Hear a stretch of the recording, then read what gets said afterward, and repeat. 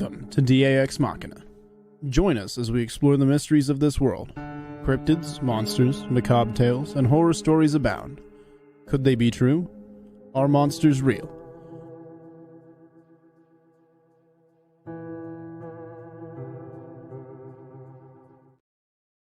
Good evening, folks, and thank you for joining us for another edition of DAX Machina. Joining me tonight is Robbie Rip Rains, the host of What's Really Out There. We got Carrie Pocket Doc Davis, fresh back to us from his stint of duty as a leprechaun for St. Patty's Day. He's still wearing his green. Absolutely. Doc, how the hell are you, brother? Wyatt, I am rolling. I just heard from Doug Hajicek. He's running a few minutes late. He will be here in just a few minutes. I got oh crap! I'm on my way to the studio. I'll be in a minute. Got a Homer I guess he lost track of time. Well, better late than never. Very true. We will not be joined by Anthony and Steve tonight. Steve is at a concert, and Anthony is with his girlfriend in I don't remember where he said he was at. He's out of town with his girlfriend. Tampa. Yeah, I think it's Tampa. Bless it. So, I bet he got her a bouquet of crayons. Now, if he did that, he'd have ate them already. Yeah, that's true. That was when they made it home. He ate them on the way over. Everybody, thank y'all for the well wishes. Sorry I was gone so damn long. We got a big full house already.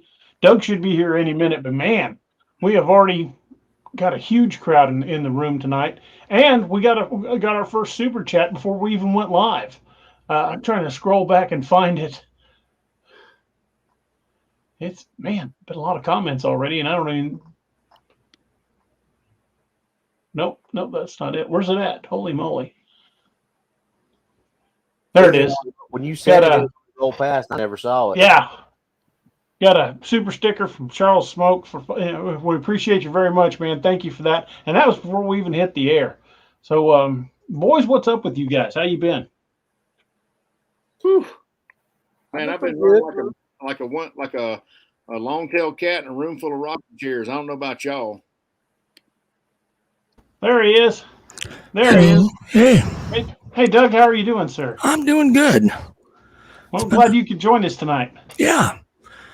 So, do I know everybody? I don't.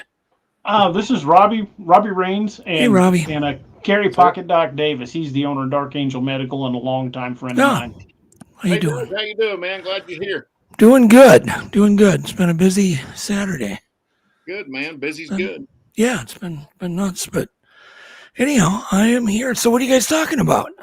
Well, we thought we'd just kind of jump in with both hands and just talk about jump with both feet. And talk about a little bit of everything. Show's grown a little bit since the last time you were here. There's going to be a lot of folks in here that may not have been seen the previous shows with you on. So for those who are new to the channel, would you mind taking a moment, introduce yourself, tell a little bit about your background, and we'll just kind of go from there. I used to produce TV shows. Mainly, I think it was The Legend Meets Science, Mysterious Encounters, which was, I believe, the first Bigfoot series, and then went on to do Monster Quest. But before one of my favorite shows. Yeah, but before any of that, I was doing just regular wildlife research. And doing the only TV I did was just animal shows, outdoor shows, wildlife shows. So then I was up in the Arctic, saw footprints myself on Selwyn Lake, and it kind of changed the course of my life just instantly. And I've been doing this now, God, ever since, pretty much thinking about it 24/7 since 1991. It's been a while.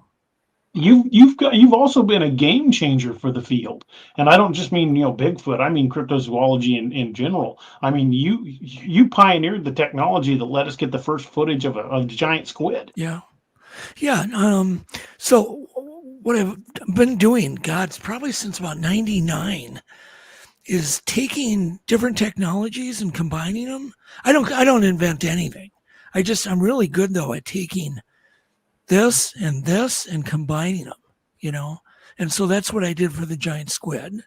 Took two different technologies and combined them. It's kind of what I filmed, like the first black bear birth, wild black bear birth, was the first to document the first mammals cohabitating. And I mean, the list goes on. I've done quite a few first, but only because I'm curious. I mean, it's really, it hasn't ended. I'm just still a curious person. Well, it's awesome that you said you were a you were a wildlife researcher. Yeah. Because I've said for a long time, if somebody's going to bring it home, I mean, bring the Bigfoot, the Bigfoot footage, it's going to be somebody that's a skilled wildlife observer, like the guys that spend days and weeks out there with a long lens trying to get good images of cougars. That doesn't just happen. They don't just drive out in the woods and step out and go, here, cougar, and take some pictures. Those guys that go for those wildlife, like very, especially elusive ones like mountain lions, those guys could wait days and even weeks for a shot, kind of like a sniper in the military. Yeah, I mean, that's kind of how I got trained. I was trained by some of the best wildlife researchers in the field. People like Dr. Lynn Rogers, Jim Brandenburg. I mean, I can go on and on, but it was these guys that really taught me all the stuff that they didn't know. And, so then I'm like, well, how come we don't know this? How come we don't know that? Has anybody done this? Anybody done that? And so then combining their talents with a little bit of creativity, we would come up with these really cool experiments and things that we could do together. And so that was the path I was on. And it just got nuts. I had to pinch myself constantly because I was doing what I loved. Mm-hmm. And so now, I'm still doing exactly what I want to do, which is think and talk and try to figure out another wildlife mystery. I mean, that's how I look at it. It's just another wildlife mystery. And awesome. You feel that way about cryptids in general, or just? Yeah. I would definitely agree with that. I mean, it wasn't all that long ago that people were saying the killer ape theory was BS, and then they found the billy ape. Yeah. Yep. I remember that. Yep. Yeah. I used to have long conversations with Carl Anand. He was the discoverer. He was the one that brought the billy ape to the attention of the public. Really? And I used to spend hours and hours on the phone with him discussing the billy ape and that mystery. Because he had all this evidence. He had all the eyewitnesses. He had photos of dead ones. He had just constantly was all this anecdotal evidence. And finally, there was some money put behind it and the mystery solved. And I think that the billy ape is a great example and an analogy for Bigfoot studies here. It is. Because for years and years, the locals were saying these things are out there. And, Western science was like, no, that doesn't exist. Yep. Until bang, they brought it in. Yeah. And then they were eating a bunch of crow. Of course, immediately they're arguing over who gets to name it. But, we've known about it all along. Well, even the giant squid, when I was proposing to try to film the first giant squid in the Sea of Cortez, I was hearing from all the experts, the guys that have been doing this research for 30 years, there are no giant squid in the Sea of Cortez. Literally 2 days after one of these experts put that statement in writing, one washed up on the shore in Mexico from the Sea of Cortez. He just ate a big crow sandwich. Yeah, and so there's no experts in any wildlife. There's always outliers. There's always things that we don't know, combinations of things we don't know. If you think about what it took for Patterson and Gimlin to have that perfect storm of chance to make that footage happen where there's creatures out in the open, I believe it was a postpartum female that was leading those guys away. There happened to be a creek there where Bob and Roger could sneak up on this thing, which is really rare, with a very noisy bluff creek because it had, there was fresh rainfall, and then the log pile, and then they were on horses and blah, blah, blah. It was just all these things were perfect. So until one of us, and it could be any one of us, do everything perfect and get lucky, it's the luck factor. It's like winning the lottery. You can I mean, I could go out and buy 1 million lottery tickets every day for the rest of my life and never win it. That doesn't mean there isn't a winner of the lottery. Right. It just means I've just been unlucky. That's all. You mentioned that the guy that found the Billy ape had all this anecdotal evidence, and people still wouldn't believe it until he captured all. People called Carl crazy and everything. I mean, we would just talk for hours on the phone, and some of the ridicule that he took. And it was so fascinating to me, the way that whole thing unfolded.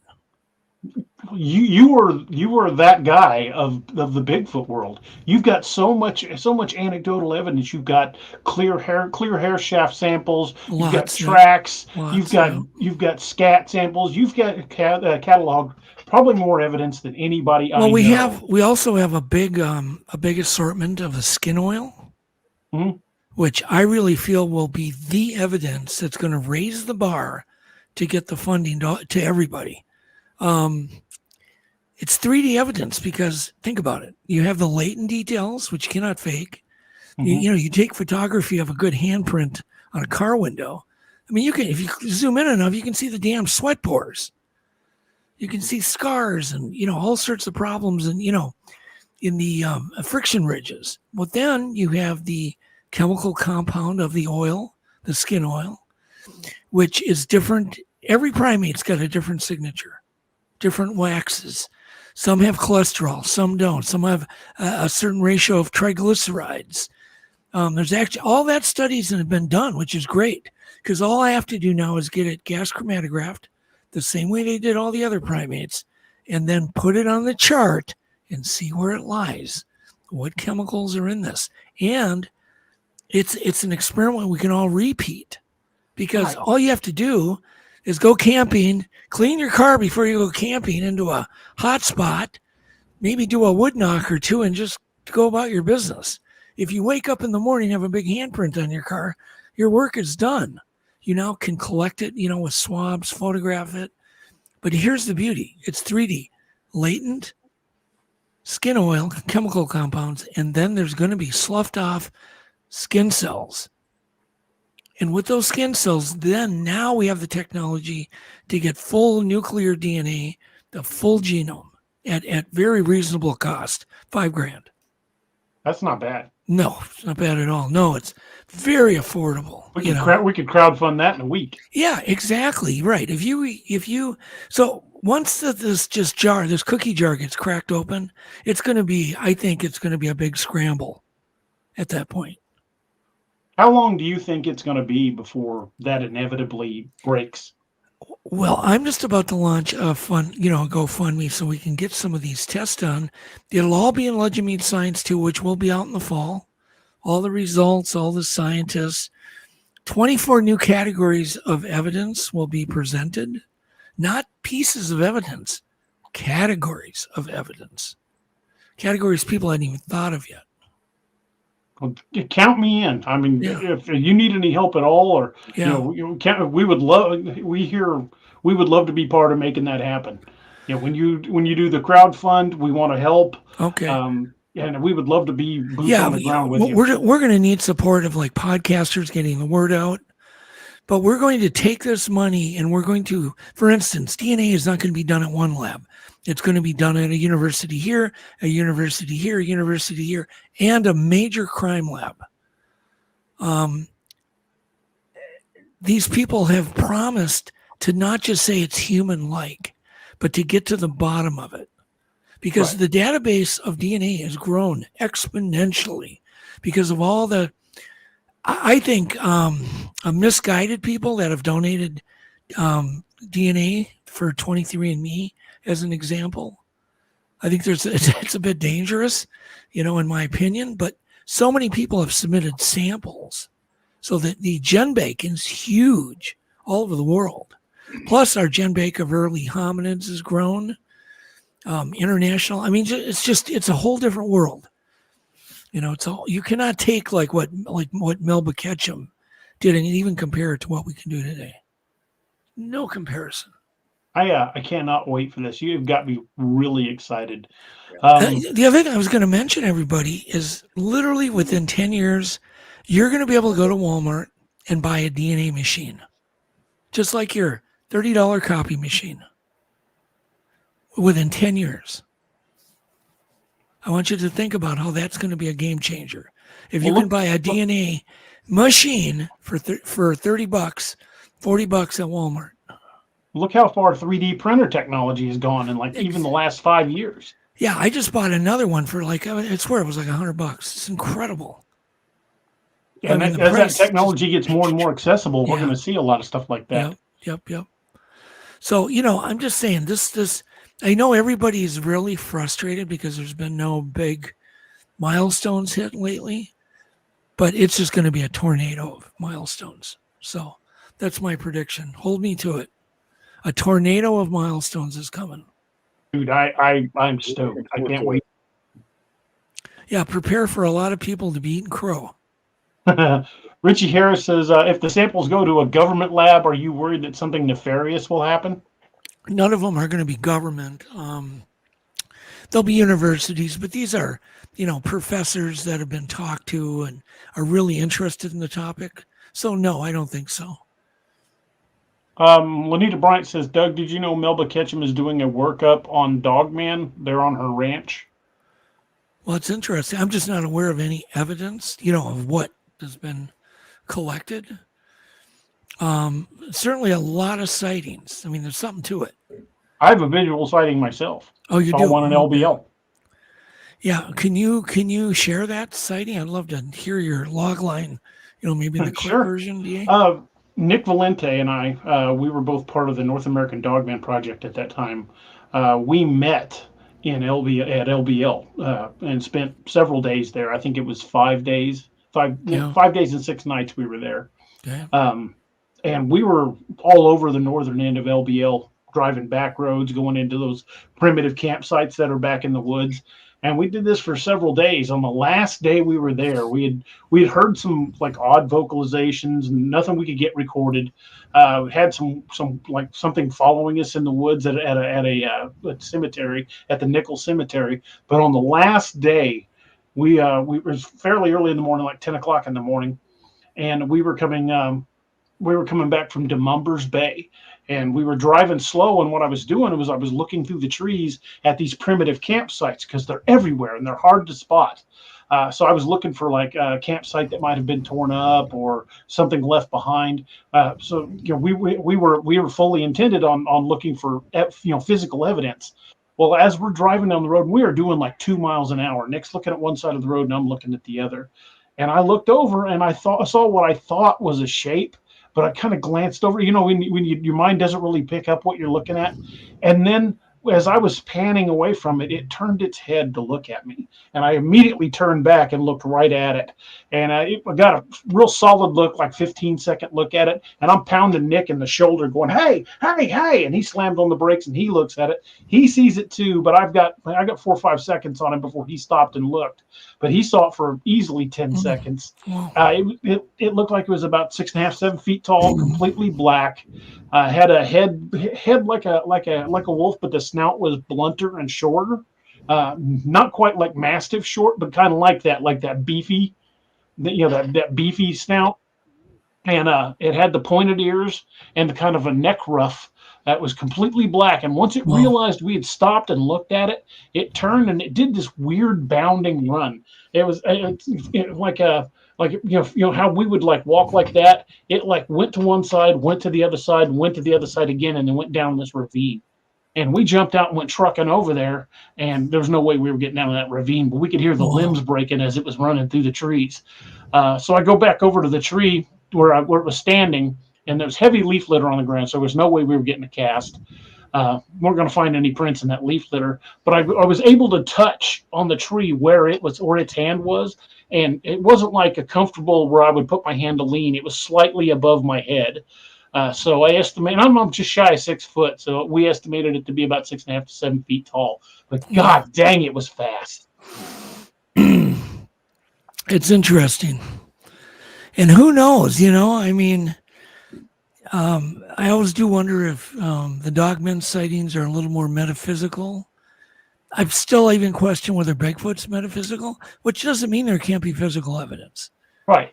if there is that, I mean, it's so interesting to listen to these really high-end scientists tell us about how there's infinite dimensions, and all this crap, and it's just so hard to get your head around it, But yeah, it's interesting if she has samples and wants to spend some money getting DNA, it'd be sure damn interesting. You've done untold research, no pun intended on the Untold Radio. You've done untold amounts of research on cryptids all across the board. I mean, on Monster Quest alone, you profiled so many different things. Yeah. But what's your opinion of things like Mothman? What do you think it is? Well, I can only say I saw one once. Really? You haven't heard our story. So whether it was Mothman, I don't know. It had big wings. It was like a man with wings. So I was with Yvette. We were driving down 35W in Minnesota. Beautiful night. We're listening to the radio coming back from Cloquet. And full moon night. And all of a sudden we see something just drop straight down, just like that, with its wings open. And, we didn't know what it was. And it just came right from my windshield. It went towards the windshield of the car. Right before it got to the windshield, she ducked. And, of course, I waited a little longer than I ducked. So what do I think of it? I don't know. I mean, the wings were as wide as the freeway, both lanes of the freeway. It looked like kind of gargoyle-y, shiny. It kind of had shiny wings, black eyes. They weren't glowing. So was if that the wings were shiny? Would that make it more of a membrane than feathers? Yeah, more of a membrane looking. Yeah. And the thing is, we both saw it. If I wouldn't have had her, I would have just wrote it off to, man, I need some sleep. But it affected both of us quite dramatically. Yeah. I mean, when I say it dramatically, she will not take a trip at night in the car anywhere in the woods anymore. In the daytime, she's somewhat okay. But at night, we're somewhere out of town. We have to leave so we can get through the forest, through the wooded areas in the daytime. Well, I can understand why she would be freaked out. But when that happens, it kind of wipes out your paradigms. Oh, yeah, absolutely. Well, do you believe in something? Well, I don't know. I know what I saw. So I don't know what it was. I didn't catch it. I got a good look at it. I can definitely tell you it defied physics because its wings were open and it dropped straight down. You can't do that with like an airplane. Right. With its wings open, you're going to have to glide forward. And it just drops. When I mean straight down, just like a spider on a web.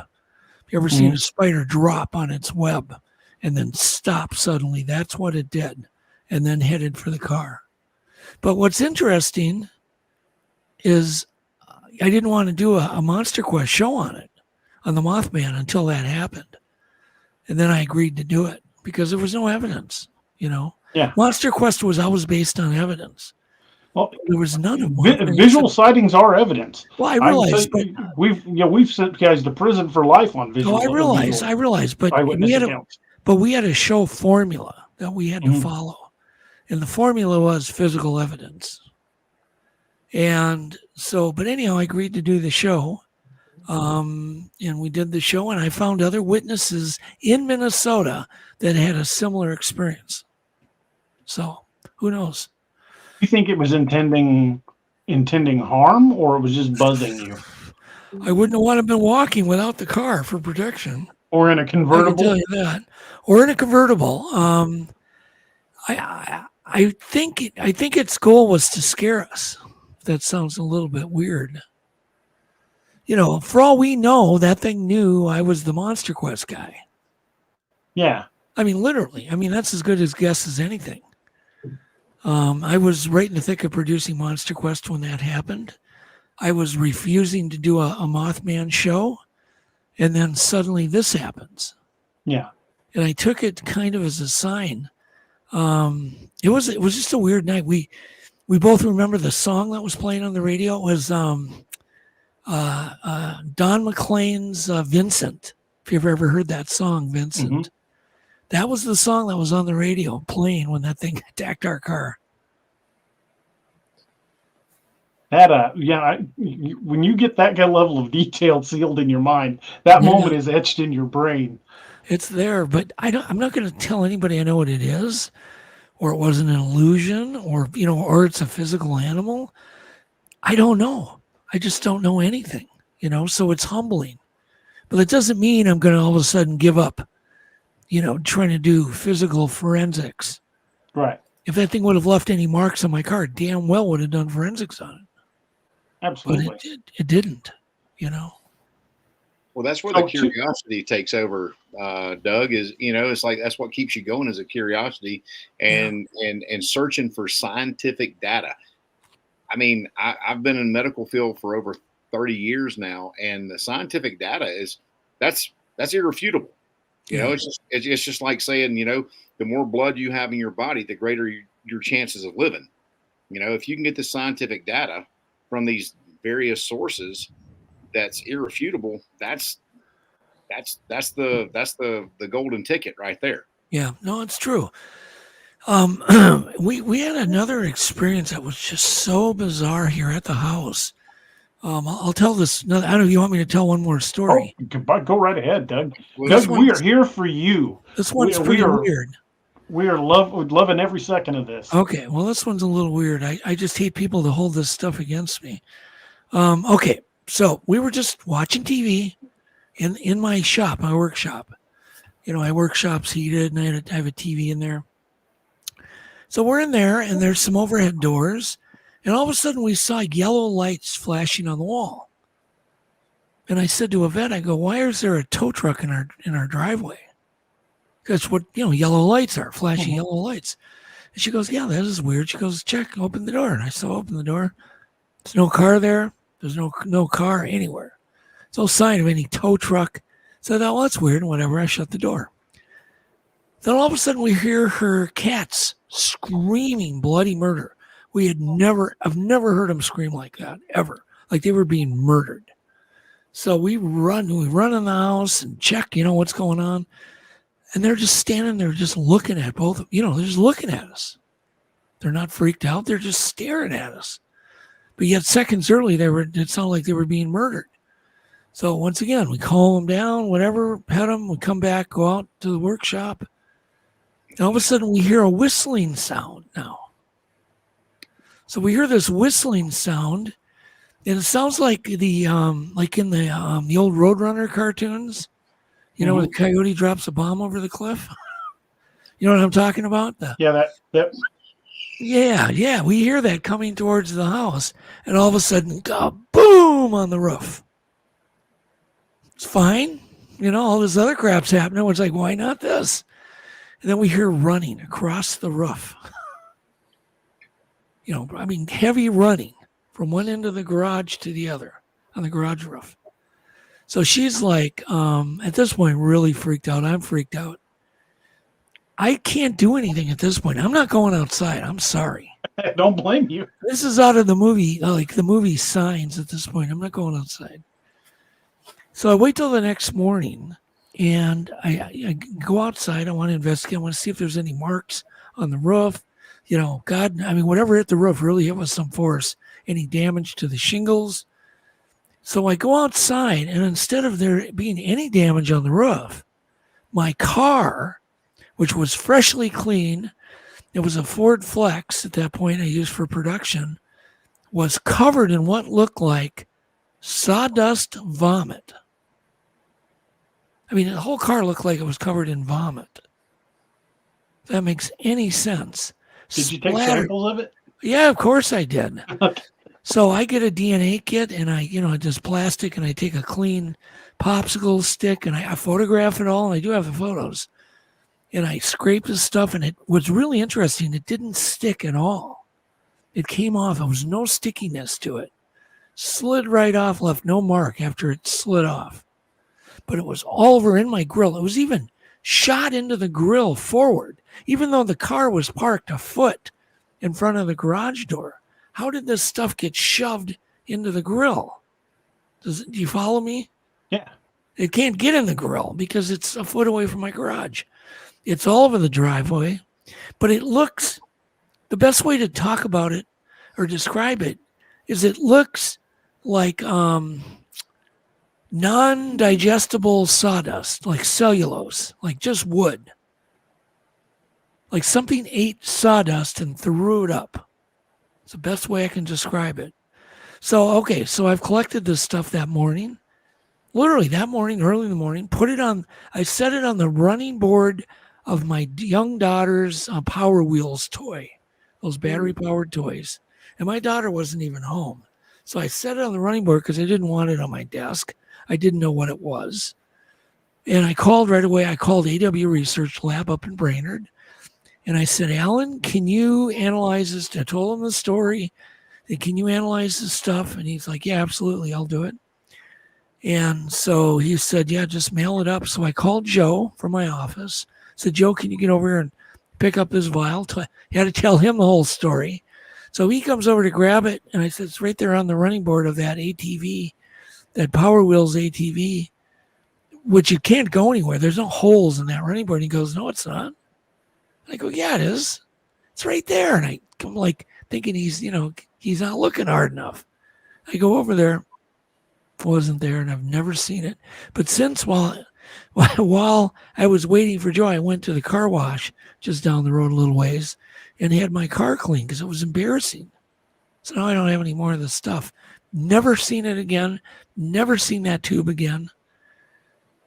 Don't have any idea. Freaky, bizarre. Yeah, so there you go.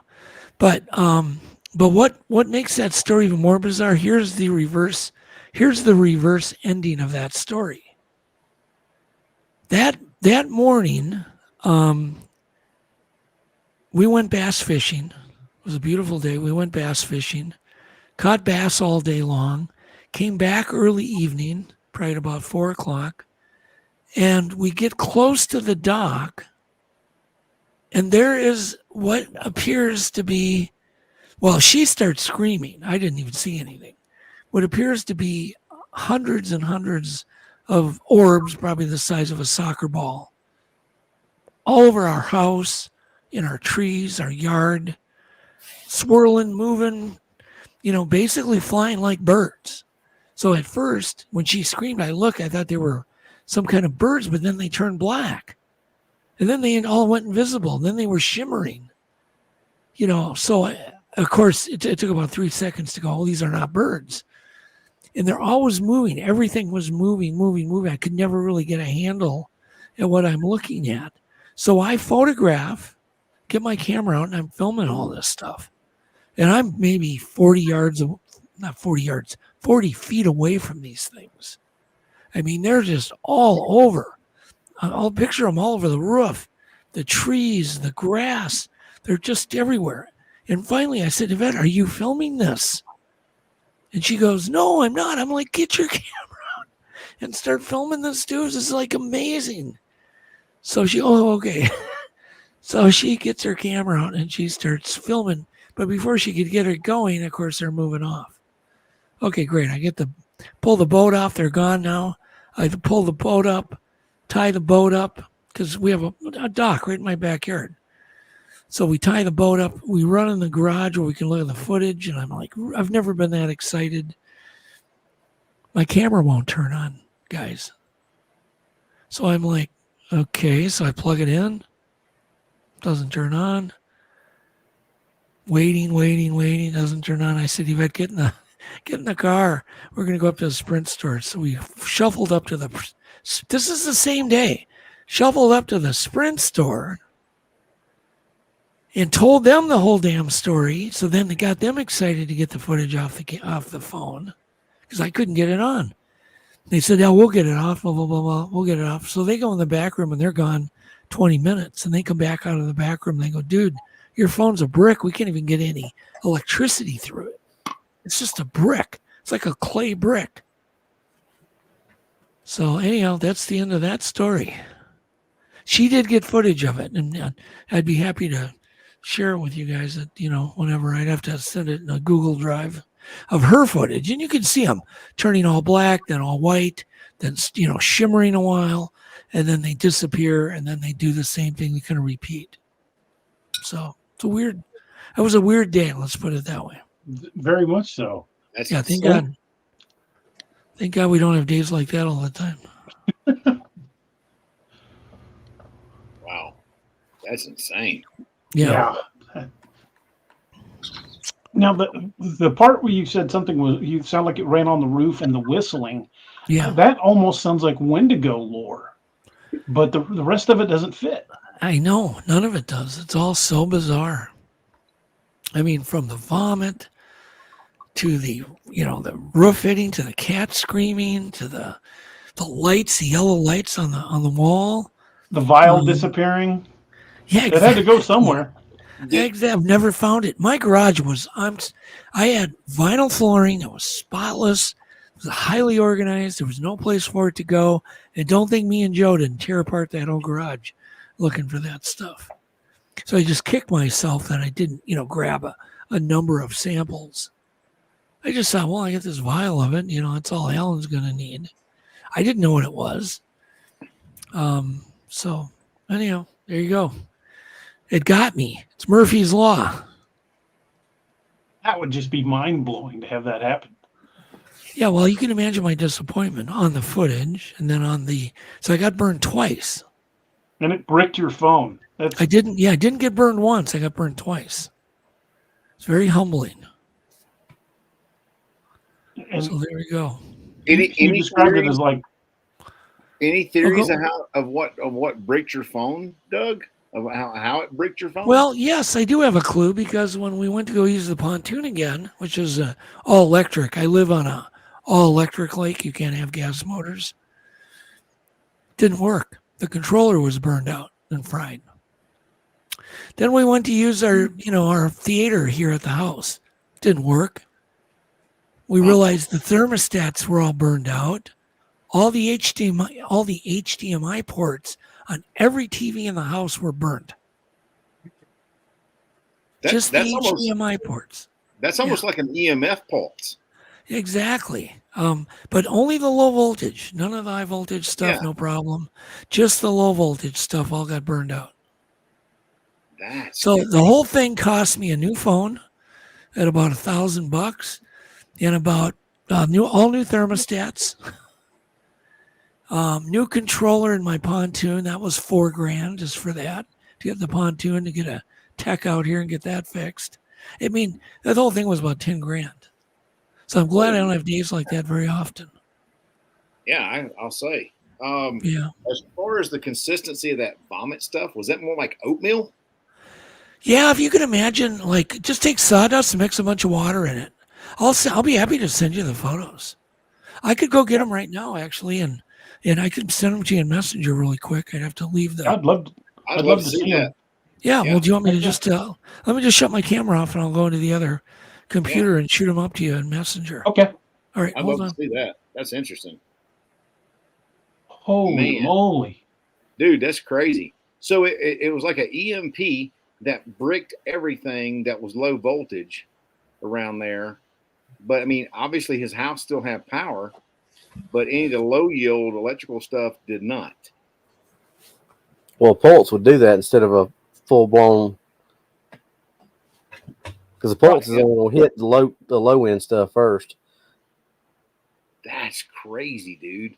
Yeah, I can't wait to see the pictures he's got, man. No kidding. Yeah.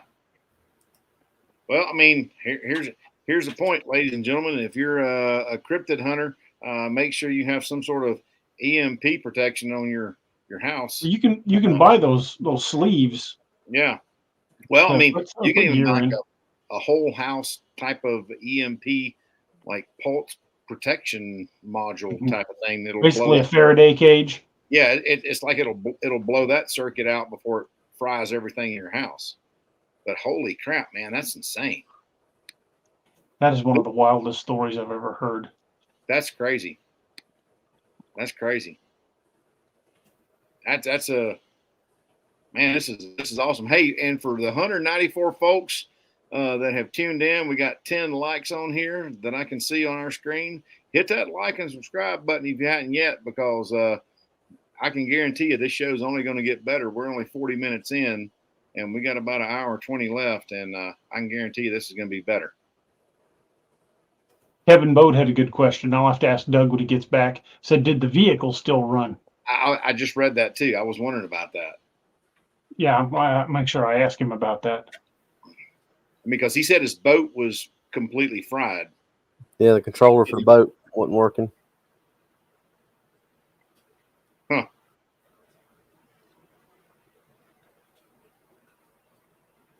That's crazy, man. I wonder what that was. I have no idea. I mean, something that can manipulate electrical currency or electrical currents like that. That's nuts. Well, it seems like I remember some of the Mothman things talking about power, weird power things happening. Mm-hmm. Yeah. You think it might have had something to do with the same thing? Maybe he said he had that. He said he had that encounter, and I've heard certain people say that they felt like it followed them.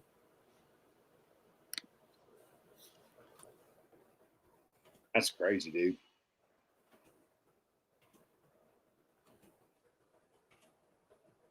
Hopefully he'll have those in just a second. Oh, I'm getting stuff from him.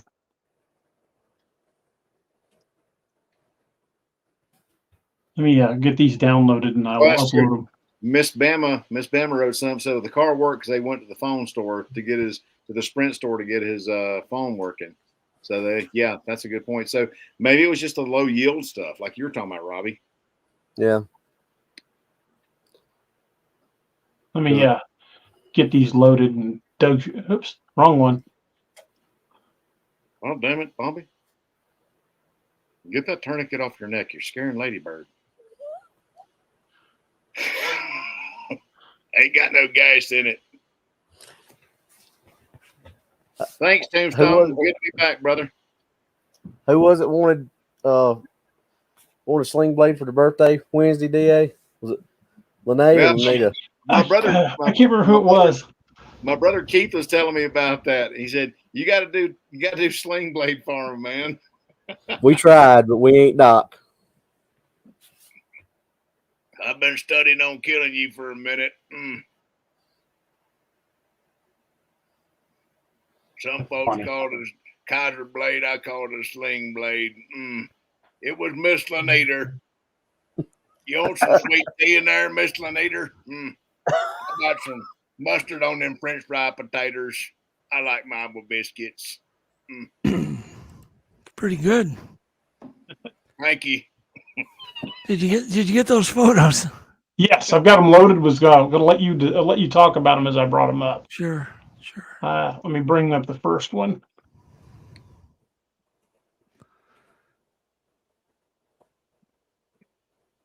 Yeah, it's my Ford Flex that was freshly washed. Okay, Man. now look at you can even see the sawdust chunks. Yeah. And remember, that car is parked a foot from my garage door. How in the world did that stuff get sprayed way into my car? Man, it's like you ran into an angry flock of seagulls or something, man. No. Bird image. There you go. Holy crap. It does look like oatmeal, Doc. That's a lot, man. And you said it's just slid right off, Doug. Slid right off. Did not stick at all, unlike any bird poop or... Because, I mean, if it had been there for a few hours, you'd think that crap would have literally dried. There was no stickiness to it at all. Just slid right off like it was Teflon coated. Okay. Naoma's got a good question. How did it affect the paint? Did it affect the paint, the finish? It left no residue, really. It was just gross to me. Because when you're dealing with something that you don't know what it is at all, you don't know if it's radioactive, you don't know anything. You just want to get rid of it. It's scary. So that's insane, man. Yeah. Hey, DA, put that picture up on that one of the grill, man. The big bleh of it. The close up, yeah. Yeah. Close up. Yeah, I'd have probably been gagging when I was. It looked like digested sawdust to me. All of it did. It was all over the driveway too. I don't do well with vomit. And you did send it to get tested, but didn't you say the vial went missing? Yeah, it went missing within, the hour and a half it took Joe to get over. Yep, but we never found it again. And trust me, I wanted to know just, what it was. It was just so weird. This is my life. That's insane, man. So kind of cool. I hate to use the word, but I definitely got what's the word, cold cocked on that whole thing. Yeah, you did. So do you think it might be connected to what flew over your car? Well, yeah, that obviously that thought went through our mind. How far apart, how long apart were those two incidents? Boy, I'd have to go ask a vet, but I don't think very long at all. Because it almost sounds like it followed you. Yeah, I don't think it was very long at all. I think it was the same year. How far apart were they as well? What do you mean apart? Your house from where it flew over your car. 100 miles. Well, a winged creature could cover that pretty fast. Yeah. Sherry Porter says, was it on the roof of the garage at all? There was no residue up there, and I could find no damage. No residue at all. None of that stuff was up there. That is so bizarre. It's quite a story. I mean, and I don't blame people who don't believe us or don't believe me. But I wouldn't tell this story if it hadn't happened, just like I'm telling it. Yeah. Yeah. No. The other weird thing, there was one more weird thing that did happen. 2 days later, there was a maple tree in my backyard. And remember, this is towards, it's a shady, kind of a shady area all day. And there's like a 20, 30, it was maybe 20, 30 feet tall maple tree, perfectly round maple tree. Within 2 days, there were 2 sticks that grew out of that tree straight up with one leaf growing on each stick. It looked like 2 antennas that grew up 20 feet in the air like bamboo stalks out of that maple tree. And I had to hire a tree trimmer to come and chop them off because it looked just bizarre, these 2 sticks. So whatever was swirling around those trees must have, obviously I don't know for sure, but it must have caused it tree branches to grow exponentially. But could you imagine tree branches don't do that? No. Right. That's not a natural thing. It's not natural. They go straight up too. It just doesn't work. Maybe it was some sort of radiation that affected it. Yeah, well, that's obviously was my guess. Well, I mean, to go along with the low output circuits that got fried in your house and your boat, right? That would kind of correlate. And my phone, yeah, and my phone, yeah. Like you're saying, if it was a pulse, that would affect only the lower end stuff versus a big expanded thing that would have affected everything. Well, So, whether these were living creatures or craft or drones, I don't know. They have been filmed by other people in Texas, mainly in Texas, which is interesting. That are similar, but generally they're higher altitude.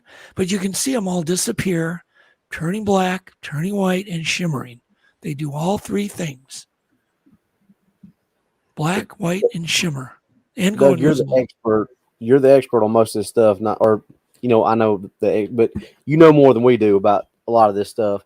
But it seemed to be like I've heard some other shows talking about the Mothman have said they've had weird electrical type things like that have happened to them after sightings, and the hitchhiker thing where it's followed them and been outside their house. So it kind of stands to reason to me that maybe that is what happened to you. Yeah. So, I mean, it did cross our mind. It crossed our mind. I can tell you that once again, we used to spend a lot of time out on the deck in the backyard, but she won't. She had PTSD from that whole, just all those events. Gave her PTSD. That's Freaked so her out. wild. Mrs. Chef Yoda said, "What did the arborist say about it?" Well, they just cut them off. Didn't say anything. It was just some people I hired to just chop it off because it looks so freaking weird. I did take photos, and I do have photos of those branches. I sent them. I remember the first person I sent them to was David Race, who does a podcast, and we were just talking that day. And I told him the whole story, and he goes, "Doug, you need to immediately move." Hey, Robbie, time to go. It's time to go. Look at the time. Werewolf 5674 says an EMP destroys all chips, more like a low frequency EMF. Yeah, isn't that interesting? Yeah. I've never really studied EMPs, but it's probably what's going to end up taking out the U.S. Some enemy. Because what a great way to do us in. No kidding. Well, it's weird that your wife's was. I assume she was filming on her phone. Yeah, but they were already over the neighbor's house now at this point. Oh, okay. So did anybody else encounter any kind of, speaking of the neighbors, anybody else encounter any kind of weird electrical anomalies? No, I didn't. We didn't talk to anybody. There was another weird thing that did happen, and I don't know if this was before or after. I think it was before. So we were in the backyard, like we build a camp. I got a fire pit. We had a campfire. We're out there by the beach, and all of a sudden we hear a swing set start going at the neighbors. It just started squeaking, back and kind of creepy. So he just took note of it. Then all of a sudden, all the aluminum docks in the lake that, in our bay started bouncing. So they're made of aluminum, which is non-magnetic, but they're all now bouncing, and they start now crickling and kind of twisting and crackling. Even my dock was bouncing up and down. Here comes an orb over a house that right in front of us came over, and then all the car alarms went off. Oh. In the neighborhood, all the dogs started barking. The docks are still crunching, and you hear them like under stress. All the bolts and everything twisting, all these aluminum docks. I'm talking the whole lake. It was freaky. Yeah. And then the orb disappeared, and it was over. So that's not weird at all. Yeah, that's not weird at all, right? William Nighthawk, Nighthawk High Strangeness says he's seen that before and the end results. William, I'd like to hear about that. Who, what? Okay, you lost me. What was that? William Nighthawk from the Nighthawk High Strangeness podcast channel. Oh yeah, I know William. He said, sure, he's a great guy. He says he's seen that phenomenon before and knows the end results. Yeah, I'd like to hear about that, man. Definitely. That is insane, man. That is crazy. So we always go, are we a magnet to this crap? But there hasn't been anything that's happened around here probably 2 years now. And there was, the last thing was 2 pink orbs that we saw, bright Pepto-Bismol pink, about maybe the size of a basketball, 2 of them that were off in the distance, and they were traveling right to left. And we were driving down our parkway, and I pulled over to watch them, and we sat there, and they came right to our car. And then one blinked out and one zipped off, but they were really a weird color. Bright pink, fluorescent pink. But generally, how long ago was that? Oh, maybe 2 years ago. It was in the winter, which is weird. We've never had a UFO or even an orb sighting in the wintertime. So it was the first time we'd ever seen anything in the wintertime. Louis Noriega says, did they come in out of the water or did they fly in? The pink orbs, we just saw them in the sky. Yep. How about the other ones? We don't know. We never saw them come out of the water. We were just boating back to the dock just to tie the boat up. She noticed them. I was looking at the dock. I didn't want to hit the dock with my boat. So I was paying attention to that, not looking. I feel weird how I'd never noticed all that activity going on.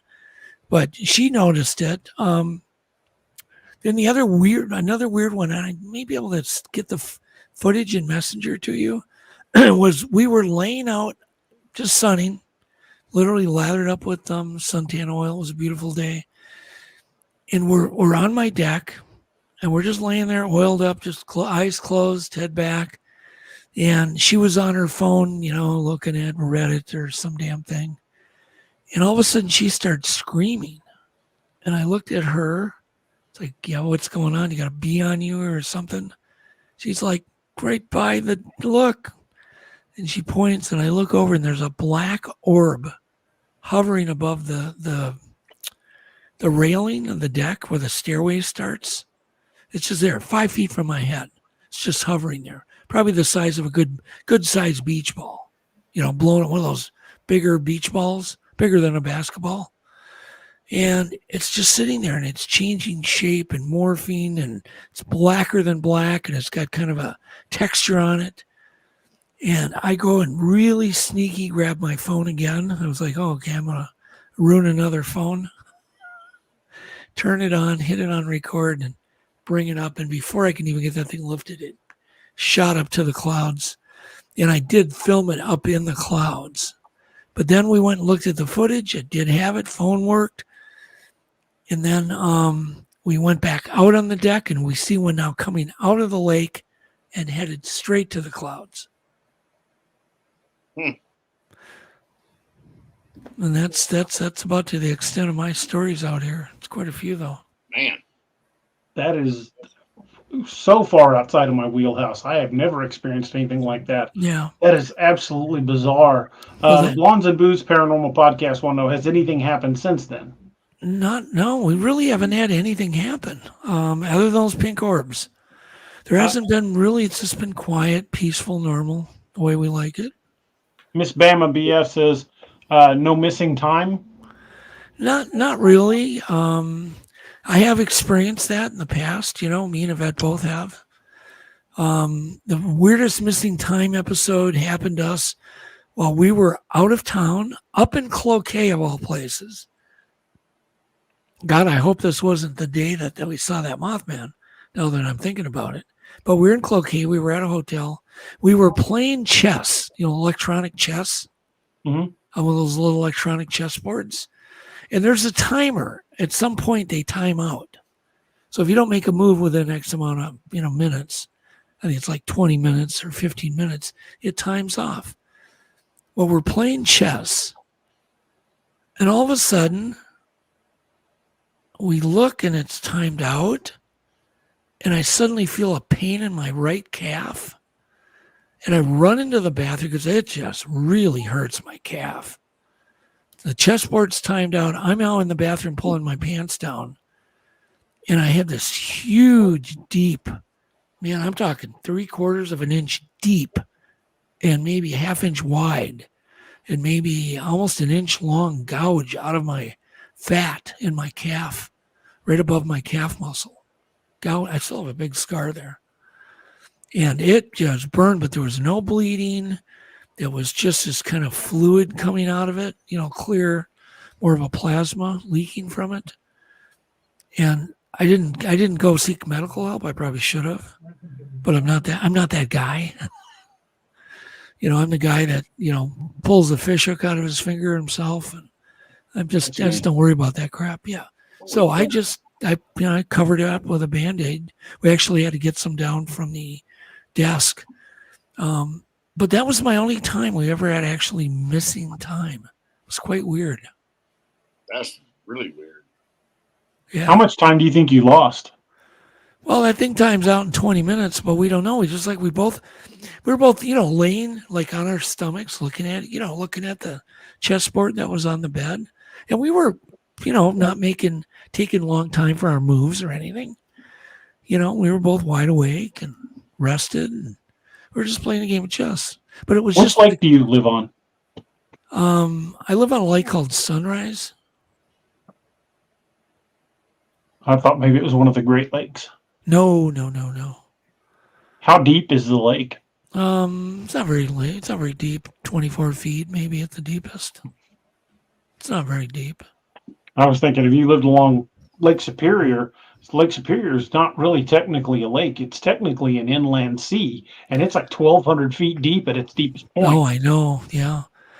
Yeah, I put a camera system at the bottom of Lake Superior years ago. First underwater big 360-degree multi-frequency lighting and all this crap at the bottom of Lake Superior. I did that for Discovery Channel for a research project many years ago called the Benthic Explorer. I was trying to gauge the intelligence of fish. We had intelligence tests on there. We had a system where we could remote control release food, and we had piezo speakers so we could play music. And then we would, kind of play certain musics and not release food, play other musics, release food, just kind of mess with the fish, see how long it took them to learn and unlearn. And then we had seiche meters. We had microscopic cameras on there to film the mysis shrimp that had never been filmed. We had a seiche meter with these flotation tubes so you could actually see the seiche, which is the inland tide of Lake Superior. So we could actually be the first to film the tide. That had never been really documented over a long period of time and what direction it went and how long and, blah, blah, blah with the moon cycles. And we did there were other things. It was something a thing I built. It's in my bio. I don't know if you ever seen my bio, DA. Yeah, actually, yes. Yeah, there's a picture of it in there, the Benthic Explorer that I put in the bottom of Lake Superior. So I've done quite a bit of research up there. Yeah, it's basically an unknown, that whole lake. There's so much they don't know about the Great Lakes. It's insane. So that was my purpose, Doc. Just go ahead and just try to learn some things about that lake. What goes on down there when no one's around? No kidding. Which is creepy. You know what they say? They say we know more about the surface of the moon than we do the depths of our own oceans. Oh, even that lake? Yeah. We know more about the surface of the moon than Lake Superior. Sounds like. Yeah. So it's crazy.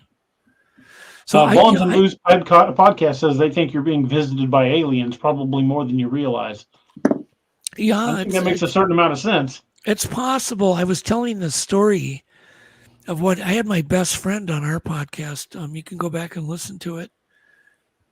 Last Wednesday, just this last Wednesday, Joe Frischella, who's been up to the Snow Grove for the cabin attack numerous times. But anyhow, so the night my daughter was born, Asia, they babysat my Asia's older sister. So I picked her up, came home. Asia left her little doll over there. So I called Joe and I said, "Hey, Joe, can you run that doll over in the morning before I go back to the hospital?" And remember, this is the night Asia was born. And Joe comes over to drop the doll off. And he comes over and I open the door. He rings the doorbell. And I go, "What in the frick happened to your head, dude?" He goes, "What do you mean what happened to me?" He goes, "What happened to you?" And I go, "What?" He goes, "Go look in a mirror." So I run and go look in the mirror in this bathroom. I was near us. And I had hickeys all over my face. Literally the side of my face, hickeys around my ear, like blood blisters. Like if you took a vacuum and put a tube on your skin and vacuumed, like to get plasma or something, like suck something through your skin. I had them all over my face. It's quite embarrassing. Pardon? Like that cupping that they do? Yeah, maybe like cupping, I guess. I've never had it done, but I know what you're talking about. So here we both were injured in the night. Once again, could be coincidence. And his watch was smashed, which I still have his watch, which has got a little silver, under a microscope, it looks like a little silver BB that's almost microscopic. And then radial cracks that radial, that radial out from that little microscopic silver BB in his watch. That was the watch he was wearing that night. And it's basically what happened to him. He had a huge cut on his forehead. So I had what looked like needle marks also in my jaw that were in a perfect circle. Just red needle marks. And then hickeys all over my face. Like sucker marks from a sucker squid, marks, maybe? yeah. Yeah, like from a squid would maybe do it, I guess. I don't know. Yeah, it was quite weird. Wow. I don't know. But once again, it was kind of that thing that makes you think, oh, my daughter's born, who's an amazing gifted kid, to this day. I always call her one of these crystal children because she's just beyond everything in talent. And but it was weird. Just a coincidence. We both got injured. Just a coincidence that it happened the night my daughter was born. I don't know. So to this day, Joe jokes about, gee, we must have gone to our special place. Man. He jokes about it, to this day. We talk about it all the time. But, it hasn't been like ongoing anything. I don't have any memories. The only memory I've ever had or ever seen anything like in my room was way back in the 70s, like probably 1975, 76. I was literally married at that time, living in a small house, and already had 2 kids, and Josh and Lissa. And I woke up in the middle of the night, and there was this thing standing at the foot of my bed with a hood on, like a monk's hood. Mhm. And I could see these really wide set eyes. And I remember thinking, it reminded me of my cousin Eugene for some reason, because Eugene had wide set eyes. So it just reminded me of that, and it really freaked me out. And I got up. There was a nightlight in that room, so I could see it pretty clear. And I got up. I never took my eyes off. And the moment I hit that light switch, it was just poof, gone. But that's the only time I've ever seen an entity that. But it was weird because many years later, the Roper poll went out by, I think it was John Mack, and those guys sent that Roper poll on, like, how do you know you're being abducted? And one of them was seeing a hooded figure in your bedroom. And that really freaked me out because it was before it was before that poll. They say that people have been, who have been abducted, especially at a young age, are marked and will continually be abducted the rest of their life. Yeah, I've heard that. Yeah, from like Dr. Jacobs. Yeah. Yep. Generational thing. Yep. To me, it fits those criteria. It's interesting. I have no memories. I think you've been visited many times. I mean, put it this way. I have no memories, so I'll leave it at that. I don't want any memories. Could you imagine having those memories? Ugh. It'd be pretty traumatic. It would be. Yeah, in all seriousness, it wouldn't be fun. No. But thank God I don't. No, you have these types of experiences. You don't know what to do with them. You just try to forget about them, but you find yourself often wanting to talk about them, with your spouse and your friends, your close friends, which we do often among our little circle. These stories, we talk about them over and over and over. It's like, why do we keep talking about this crap? We can't do anything about it. Val, Southwest PA says, Doug, sounds like you need to talk to Barry Littleton. Who's Barry? I'm not sure either. Yes, you are, DA. That's the one that, from the other day. Oh, okay. All right, I know what you're talking about. You can tell Doug later. Yeah. Sorry, I'm trying to see if we I missed any questions. Estelle Harrington says, I think generational abductions have happened in my family. I think it's happened to a lot of people. Could be. There's just, when you don't have any memories, when you don't have any other family members that can, say anything, or, they'll tell you anything. You just kind of go, well, it's probably not happening. But I really thank people for unlocking that fear in me now. I mean, why would it be generational, DA? Is it because they just want to study a particular family, or they start? The theory is, the prevailing theory anyway, is that they start by making like minor genetic alterations and study the effects. Okay, so downstream effects from that. Right. Yeah. What happens to them the rest of their life? What happened to their children? Okay. Yeah. And it's another thing. It's not uncommon. It's no different than radio collaring bears. Right. Or Right. tagging wolves or whatever. We when we've always done bear collaring, it's always Mhm. generational. Well, Always. they also said that one of the books I was reading on the subject of abductions was saying that people that they've done they've experimented on, it's not uncommon for them to have highly intelligent children. Huh. Yeah, my daughter is just amazing. I mean, she's doing advanced architecture and music and this and that, and she's just one of these so thoughtful people. There's no way she could have learned to be as thoughtful as she is to everybody in her young life. She's always been that way. Like a very wise, I don't know, thoughtful is just the best way. For instance, she's the type you loan money to. I loan money to her for a brand new car. She's never missed one payment. And she's just turned 18, and it's a new Nissan. So it wasn't cheap. She's never missed one car payment, and for her insurance. Because that's one thing I won't do for my kids is support them that way. You want a new car, you're going to pay for it yourself. You're going to learn. But the point is, she's never even missed a payment, which is pretty weird for a kid that age. Yeah. And so it's a high amount of responsibility for someone so young. And Anita Bryant said, "Do you know ufologist June Miller, the UFO over London?" No. And then Mrs. Chef Yoda says, "Do your children ever talk about seeing things in their room at night?" AJ has mentioned seeing something a few times. Asia has. She gets quite scared. Yeah, she has a couple of times. She describes them just as dark shadows. Very well could be a generational abduction. Holy crap, Doug. Yeah. That's deep, man. Well, we had one. Let me tell you this story. This is creepy.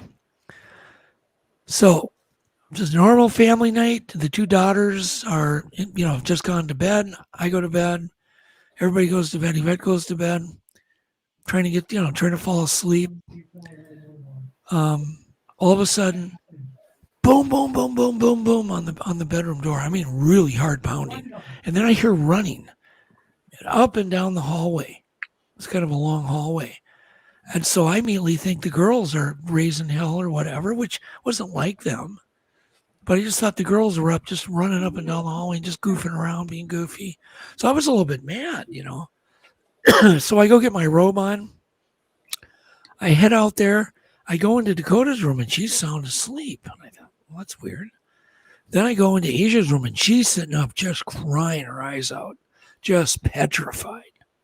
And she goes, Dad, it's, just walk through my room. And she was really freaked out. And all I could do was comfort her at that point. But what was the pounding on my door? And then the physical running up and down the hallway. So.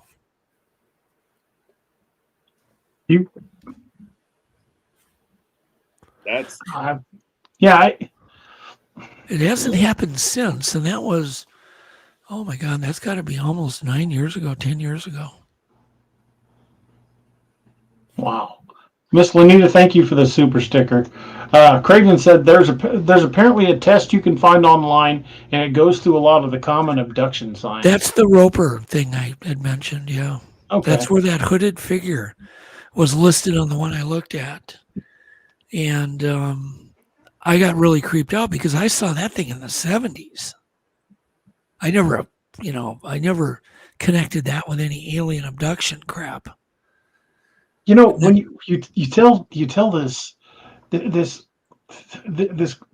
amazing story, and it makes me think about the Travis Walton story, especially the movie Fire in the Mountain, when they were putting that needle in his eye. Like, just the thought of that, especially remembering it. Well, speaking of that movie, which was weird, the guy that played Travis Walton.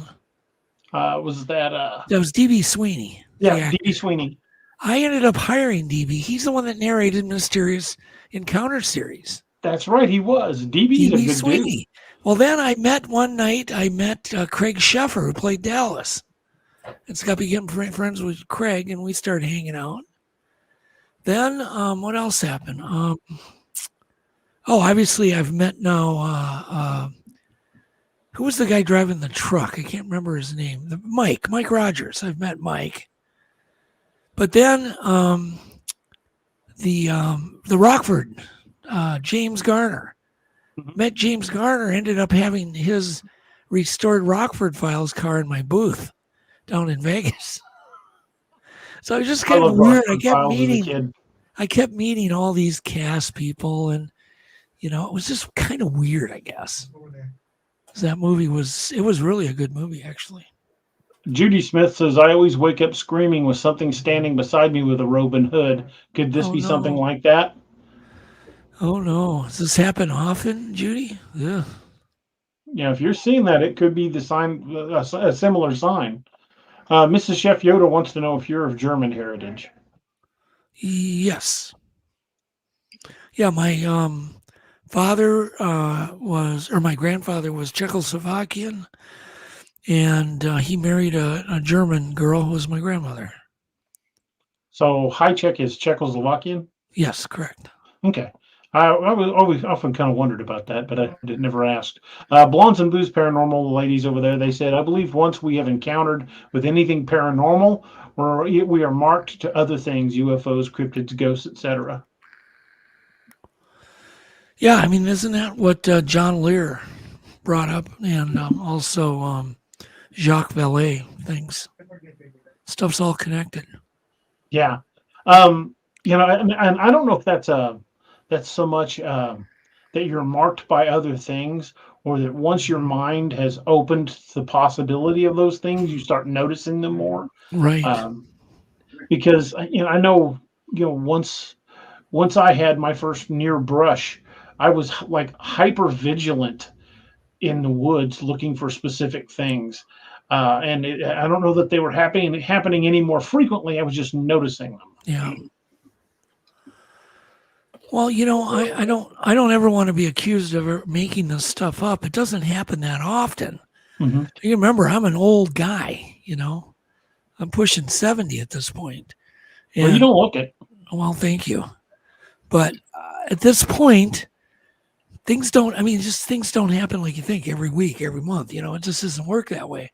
But when you're as old as I am and has been doing this and been observing, being highly observant, as I have and is interested in the topics, yeah, I guess, I've had a lot of things happen, but it isn't like they happen constantly.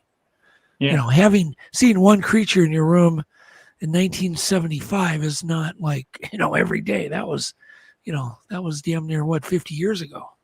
Right. Judy Smith says, yes, apparently that does happen fairly often where she wakes up screaming with the hooded figures. I could not imagine going through that more than that one time. That was horrifying to me because I never knew, was I hallucinating? Was I having a lucid dream? The fact it disappeared when I flicked the light on made me think I was dreaming it. But maybe they can disappear, obviously. Yeah. Such a weird thing. And all you can do, you kind of hope and pray that whatever it was not an evil entity, Because having something in your room it's one thing seen some crap outside. Dogman outside. Can you imagine, DA, if you saw that in your house? Yeah. There would be a mag dump down the hallway, I'm sure. Exactly. So yeah, that's not the kind of thing I want to see at my house. Not ever. No. I hear you. I meant to ask you earlier. You mentioned Snell Grove Lake. How many times have you been up to Snell Grove? I couldn't even count. I'm sure well over 100 times. Well over 100 times. And do you get activity every time you go up there? No, I've never had activity until I brought my daughter Dakota up. We never had any activity. We heard singing one time from the shore, me, Joe, and my son, Josh, which sounded like operatic, beautiful female voice singing. No, not a bird. No, this was singing, but it was words we couldn't understand. like the culling that I told you Yeah, about. right. Yeah, they were exactly. But and that had a profound effect on my son Josh. I mean, he went into audio. You know, he's got his PhD now in audio. Um, so so that happened, and then there was an orb we saw. There were other orbs we saw, white orbs, lots of them, I guess. Now that I'm thinking about it, lots and lots. Almost probably every time I went up there. And we saw, two people we brought up there they claimed they had like a log come out of the forest and twirl like that overhand and land by their boat one time How big was the fishing. log? It wasn't that big, but it was, it was a stick kind of log thing. Yeah, Something you and I couldn't hurdle. yeah. But whatever did hurdle it, we figured was either spring tension from tree damage in the forest and it happened naturally like a catapult, Hmm. or some creature threw it at him. Josh Dalton wants to know: are we going to have an uptick in Bigfoot sightings with the heavy snowfall? Huh. I wonder why he wonders that. I was kind of wondering that myself. Starvation because of deer. Well, deer, for instance, when I would want to go film deer, I'd wait till March when they're all herded up and they're weak. And I would take advantage of their weakness and their fact they're all herded up. And I would drive up to like the Canadian border and I could sit there and go amongst the herd and get the most amazing footage. And then maybe hang out and wait for a snowfall and then be in the deer herd during the snowfall. And I could then capture just amazing footage. But yeah, maybe Bigfoots get weak and tired too if they're hanging out. But I think most of them book to warmer, more temperate weather. Do you think they're migratory? Yeah, I think some of them are. I don't think all of them are, which is the problem. Which is why none of us can agree on a pattern. Because I think you may get an older animal that goes, "Hey, I know how to make a living in the winter. I'm staying. Yeah. I'm not walking. Why do I need to walk that far? Exactly. I can tough it out. I didn't have such a bad experience with it. I like deer. I know how to kill deer really well. I'm going to stick around. Other ones might go, no, I'm heading down the St. Croix River Valley, the Mississippi River Valley to Ohio where it's more mild. Mm-hmm. Who knows? We don't know. The point is these patterns until guys like Scott Tompkins and Ian over in England they're getting these GIS patterns, they're mapping. That's going to help unlock a whole lot of, mysteries. GIS data. Yeah. I did it with Colorado, and I'll tell you, it sure showed they migrated to lower elevations and higher elevations in Colorado. Well, Bigfoot would follow the herds. Oh, go ahead, Doc. I think you guys both know. I've got a few friends that are getting into that GIS mapping. Okay. They're doing it down here in South Carolina where I'm at. I was astounded at the amount of sightings when he showed me on the map. Yeah. That it was just like, wow. And it's opening a whole new door for research. I mean. Well, once you get done, Robbie, now you got to say, show me all the sightings that happened in April. Show me all the sightings that happened in January. And all of a sudden, you'll see this huge pattern where they are, or the number of them. Yep. Like there'll be tons of them in January, but hardly any in April. Yeah, Doug, I live here in eastern Colorado, east about 25 miles east of Colorado Springs at about 7,500 feet altitude. And so, yeah, it's amazing to see the patterns, just in different, it's a seasonal pattern for sure. Well, I've got news. There are now 10,000 sightings in the GIS data bank now. Holy crap. Wow. And I'm hoping to debut a lot of this on Legend Meets Science. That'll be fantastic. But Josh Dalton said he was talking about a 60-foot plus snowfall amount in western mountains. Josh, where are you getting those numbers? Was that on the news or? Well, we just had a report of record snowpack up here in the Rocky Mountain region, man. So I mean, we're like 125% above what we normally are. in the Rocky Now, there's Mountains. places that have gotten 900 inches and some crazy numbers. Yeah, it's amazing. I mean, like Aspen Snowmass, Copper Mountain, all the big resorts. They are, saying, hey, we are many hundreds of percent above what we normally get every year. We have avalanche danger. Yeah, dude. There have been many people killed here in the last few weeks in the backcountry doing snowmobiling, skiing, snowboarding, whatever, because of avalanches. And it's the snowpack here is absolutely crazy, which is great for wildfires here in the spring and summer. But man, Arkansas River is going to be freaking running at like 4,000, for rafting and everything. But other than that, it's crazy for avalanche damage or danger. But it's been way higher than it has been in the past. Honestly, the last several years that I've been out here in east of Colorado Springs, it's never been this high. So I don't know. I mean, Louis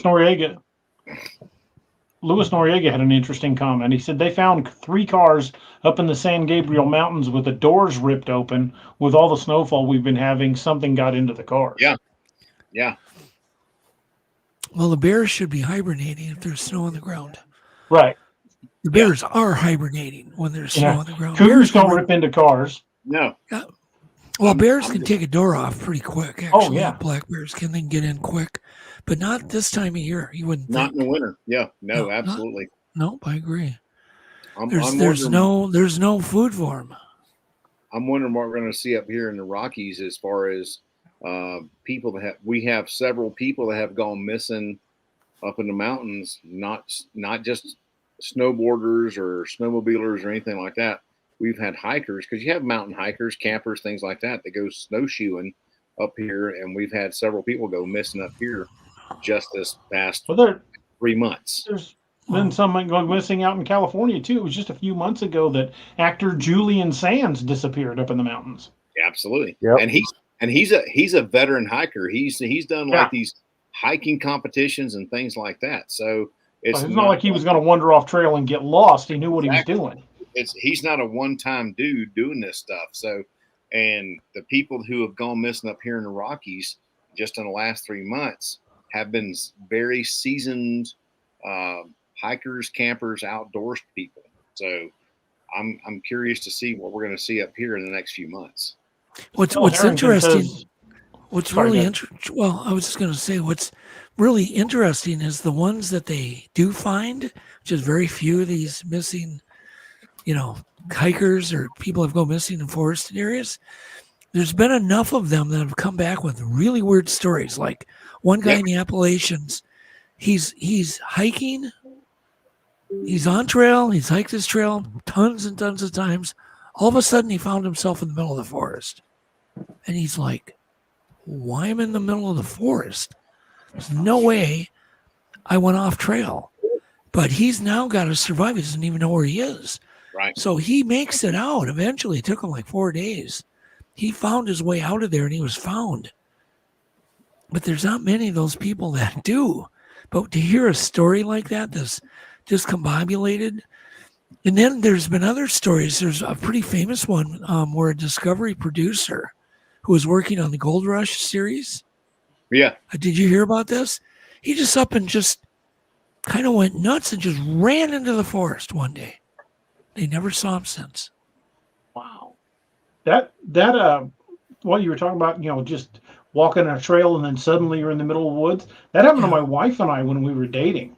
There's a state park here in Missouri called Hahatonka State Park, and it's loaded with trails. And I've been going there. I've been going to Hahatonka since I was old enough to walk. I mean, I've been to say I know that area well is an understatement. I've been there a million times. Well, we're walking one of the trails, and we're just talking and staying on the trail. We're just completing a loop, coming back down up to the ruins of the old castle up there. And I looked up, and we were in the woods. The trail was just completely gone. And I had just assumed that we had gotten off the trail and not paid any attention. But we were like, there was not even like a deer trail. We somehow wound up in the middle of the woods. I was able to find our way back fairly quickly. We were only off trail for a couple of hours.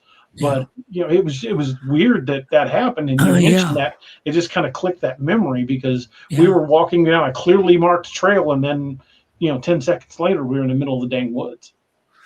There you go. So that's me. If that's the phenomena that's happening to everybody, it would make sense.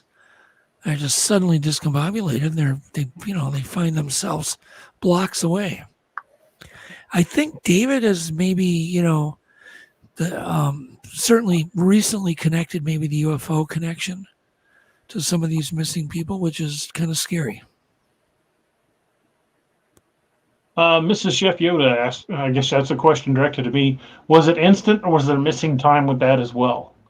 I don't recall any missing time. I just, we were up there for the day because Tonka, the state park, shuts down at dusk. You can't be in there after sundown. But we'd gone up there fairly early and been hiking trails all day and walking around and going down to the lake and stuff. And I don't recall any missing time. It was just like we were walking down one of the clear trails, and then we were just in the middle of the woods. And I was able to get my bearings and knew where I was at. And I'm like, okay, the castle's got to be this way. And we wound up bushwhacking for, about 2 hours before we cut a trail. Is that like you driving to work and you get to work and you don't remember how you got there? I've had that happen to me many times. That's scary, isn't it, Doc? Wow, man. It's like your brain goes on autopilot. Yeah, I have done that. I do. DA, when I drove through Clayton the other day in New Mexico, when I drove to New Mexico up to Raton, from Clayton to Raton, honestly, when I got to Raton, I was like looking around like, where the hell am I? Well, there's literally nothing on that highway. You're like 70 miles of absolutely nothing. It's like road hypnosis, man. And I'm wondering if it's like a hypnosis stage with this stuff that happens. Forest hypnosis. There you go. It's a new term, Doc. It just happened right now. Forest hypnosis. It could be a deal. It could be a thing. There was something I did one time, and I still think about how stupid I was. But all of a sudden, I cruised across the most dangerous road you could ever comprehend. A double lane road that's just, there's hardly a gap in the traffic, zipping both ways at 80 miles an hour, and I drove straight across it. There's a stoplight, obviously I went right through the red light, went right across, probably got missed by inches, and Yvette watched me do it, and she said, "What?" And I had no memories of doing it. Wow. Not drinking or anything. I mean, this is like 6 o'clock at night. There's no drinking involved, but I was like in this trance. And I did no worries. I just went right across. And I wouldn't have known it. I would have done it had she not told me I did it. Wow. And I think about that often. And I go, every time I cross that road, I'm like, holy crap, what was I thinking? Yeah. Or were you? Yeah, or where was I? Yeah. Or was I? Yeah. You just like, it was like you're controlled. You're a zombie ant all of a sudden. So I don't know, whatever. I went across without a scratch. It's crazy how, these things happen and people have no recollection of them, but is it still buried in their subconscious? Because conscious, subconscious are two different things. Subconscious and could. I think it's Doc, you're cutting out pretty bad. Yeah, Doc, you need to repeat all that. You completely cut out. I'm sorry about that. Y'all got me now? Yeah. Now we do. Yep. Okay. Conscious, subconscious are two different things. Could it be something that you don't even recognize is happening, and maybe psychotherapy? I mean, I don't know. Could it bring it out? I love that. I love the term forest hypnosis. That's a cool term. Yeah. Doc has named a phenomenon. You just maybe hit the nail on the head. That I mean, that really, honestly, think about Doc. That's not a lot of different than like battlefield blindness that they used to have in World War II. You know, just Absolutely. you just get Or even- so Tunnel focused vision. in on that tunnel vision, and all of a sudden it just Yeah. Or even everything just Civil goes. War, or Civil War, where you had dudes loading 10 balls in the same barrel, but never firing them off, you know? So, Well, like they taught us at the academy in critical incidents to not focus on just the main target. You're supposed to sweep to break that tunnel visioning effect Mhm. because it does happen. I mean, in critical incidents, people, there can be all kinds of crap going on around you. You never even see it if you get locked in on that. And Yeah, I've think had about a it, couple DA. of people at gunpoint and don't remember what was going on around me. Think about it, DA. When we used to carry revolvers, or officers getting in the shootouts, and they go back and find 3 or 4 primer strikes on each empty cylinder because they were just click, click, click, click, click, click, click, and every time it was rolling around, it was making another primer strike on it. it's Just the 'cause same as they buck was- fever. Yeah. It's the same as buck fever, Robbie. When you have guys that would never fire the gun, but would rack out and cycle every round in their 30-30 lever action and never having pressed the trigger. It's the body alarm response, man. It makes you blind, deaf, and stupid. I mean, it limits your peripheral vision, your near vision, your auditory perception, auditory exclusion, and it makes you decrease your cognitive perception. So, I mean, who's to say that the same thing can't happen to us with any other kind of event that happens to us, like what Doug was talking about? Yeah, and me and Anthony have had this discussion too. With, that the PNS backlash you get from a critical incident. DA, I know you know that, Doc. You know what I'm talking about. Yep. When you go through that kind of encounter, you're out in the woods and you see something like this. These are things that could happen. You could lose time. You could lose your navigational, knowing where you're at. You don't know, because everybody's going to react to stuff completely different. Absolutely. You have, it's like Doug was talking about with the whole laying out when he was suntanning and everything, and all of a sudden 20 minutes had gone by. Could you have time compression? Because of a body alarm response, something happens to your psyche. Doc, you'll appreciate this. You know what that is, right? You got your OODA loop interrupted. Absolutely. Your OODA loop was interrupted. Observe, orient, decide, and act. Absolutely, man. 100%. I used to tell my instructors in the academy, I'm going to do really well today. And like, why is that? Like, had a big bowl of OODA loops for breakfast. I used to tell them that all the time. I finally I got to the point they just told me to shut up. Do y'all know what Mike Tyson's favorite cereal is? Oh boy, Cheerios. Doc, that's bad. I know. That's funny though. Doug, and these time compressions, do you think it could be like a work of your subconscious, or in the case like he was saying, what did you call it, forced hypnosis? Do you think that could be an effect of, say, infrasound? Yeah, it could be infrasound. And what if it's some fungus spore we're breathing in? That just is in the forest. We just don't know about it yet. What if there's some hallucinogen fungus in the forest that we breathe in, and we just get kind of in a daze? The real interesting thing, we all harbor a lot of hallucinogens. Every time we eat plants, they're full of hallucinogens, lettuce, all this stuff. But we have chemicals that block the hallucinogens from the plants, the plant matters that we eat. And that's what like ayahuasca does. It'll basically eliminate the antidote that our body produces so we don't hallucinate. Thank you, KJ. Isn't that right, Doc? That's correct, sir. No, yes, sir. It's funny you mentioned ayahuasca. I've got a friend.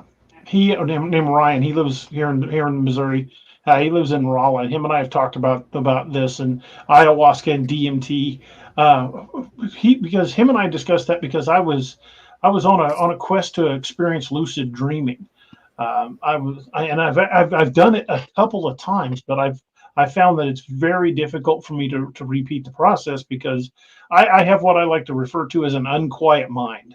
At any given moment, my brain is like a computer browser with 27 tabs open. So even when I'm trying to go to sleep, I have to have like white noise in headphones, or I can't shut my brain down to go to sleep. Yeah. So achieving that calm state, that meditative state, to achieve lucid dreaming has always been something that's just been like tantalizingly close but out of reach. And Ryan thinks that DMT or ayahuasca, either one, could help you do that. Yeah, my son has actually used ayahuasca for his PTSD, and it has helped him. So I don't know. Does it have a calming effect? It did to him. Yeah. I mean, after the purging, which I really don't want to go through, but but he said it definitely helped him and calmed him down. He has been much more different and better and calmer since that experience. Yeah, for sure. Lil Patty said, could it be a form of PTSD? I think she means the time slips. Isn't DMT also the chemical that's in the plants that is the hallucinogenic chemicals? I believe so. I think if I remember correctly, look, supposedly DMT will cause like near-death experience, like flashbacks, like those just intense flashback moments in your brain. Well, right. When they say you take ayahuasca, then they also take some DMT.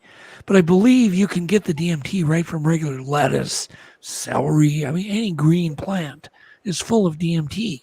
But our body makes this insulin that protects us from it.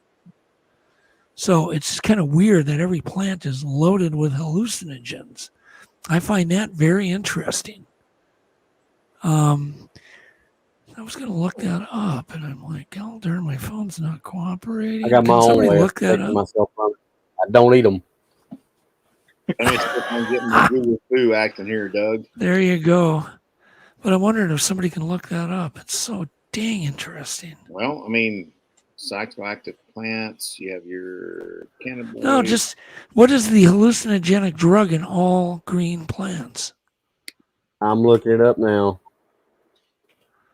Probably a crop, so he knows. We know he can find it. Darcy Swicky says ayahuasca is extremely purgative too. Yeah. My son told me about that. I was like, I'm good. What is it? What do you mean? What does it do? It makes you poop and puke, and I'm not a fan of having explosive diarrhea nor. I'll take a big old pass on that. Exorcist like vomiting, so I'm not a fan of that. Yeah, I'm going to say no. I'm gonna pass on that, Alex. Naoma says, Miss Naoma, hey, doing this, Naoma? Says, I have something I call demon dreams. For years, I thought I was going to go insane from the fear they caused. I learned lucid dreaming, and it allows me to control the demon dreams. I had horrible nightmares as a kid. I had them all the time, and it wasn't until I was in my late teens that they really went away. So I kind of understand what you're talking about, but I have never ever been able to. I've like got right into that level of dreaming where I know I'm asleep, and my brain is still working, but it only lasts for a few seconds. I'm never able to like fully explore that state. And I think that's because I have such a difficulty getting my brain to be quiet. So yeah, it is DMT. It's in almost every green plant. Yep, I was just about. So if you took ayahuasca and ate some lettuce, it would do the same thing. Yep. Yeah. The technical definition is DMT is a hallucinogenic tryptamine drug that naturally occurs in most or in many plant species. It can also be made in the laboratory. DMT is sometimes referred to as Dimitri. I think I pronounced that right. This drug produces effects similar to those of psychedelics like LSD and magic mushrooms. Yeah. It's interesting. But what we don't understand. Similar effect from peyote. Yep.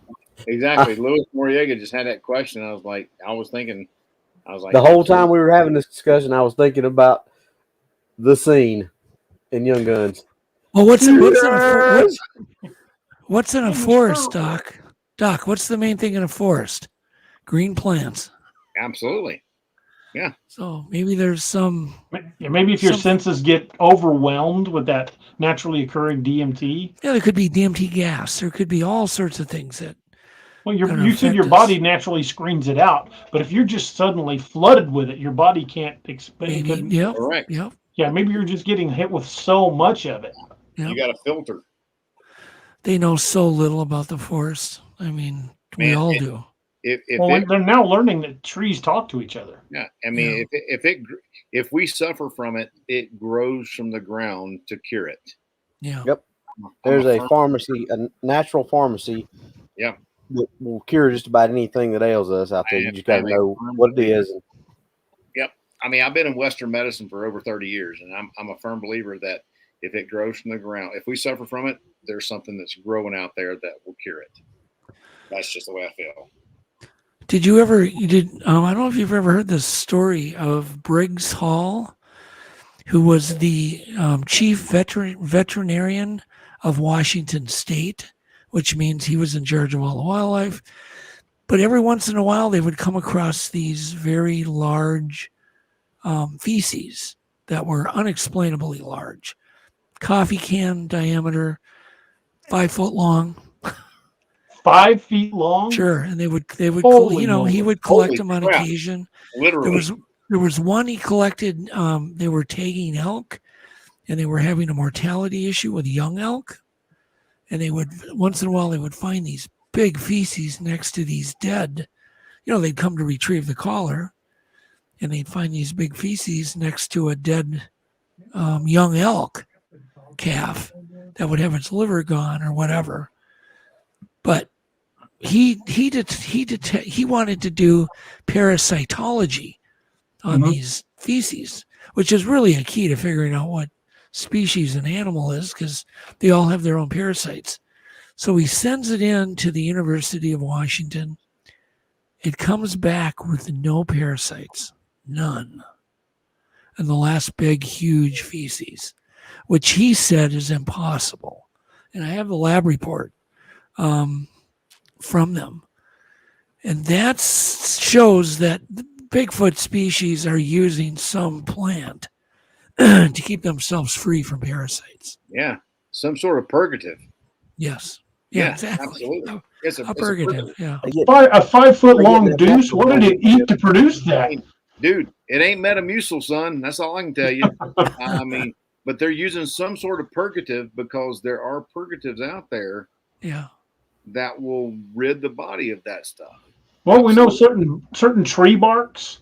If you chew a certain tree bark, it has medicinal properties. I've talked about it in my most recent book release. You and I were talking about it, Doc. It was white spruce bark. It acts like a natural. Yeah, a white poplar, white oak, the tulip oak. Is it tulip oak or tulip poplar we were talking about? Yeah, I think it. Yeah. And there's another one, I can't remember what it's called, but there's several that the bark was chewed by Native Americans for different maladies. Which, if you're chewing bark and swallowing that, could that explain the sawdust puke vomit on Doug's car? Good. That's interesting. Yeah, that's a good theory.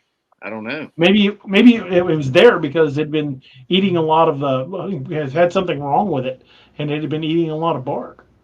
Yeah, but I mean, there was a researcher just the other day posted a picture they found, and I believe it was I want to say it was a white spruce, where the bark had been stripped from about 12 feet to about 18 feet. Below 12 feet, it was still all there.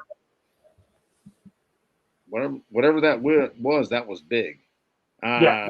But like what Doug was saying, though, I mean, I agree with that. I mean, there are purgative things out there that will, if there's, I mean, dude, a 5 foot piece of defecate. Holy crap. I mean, literally. Diameter of a coffee can? Yeah. My God. I mean, that's pretty impressive.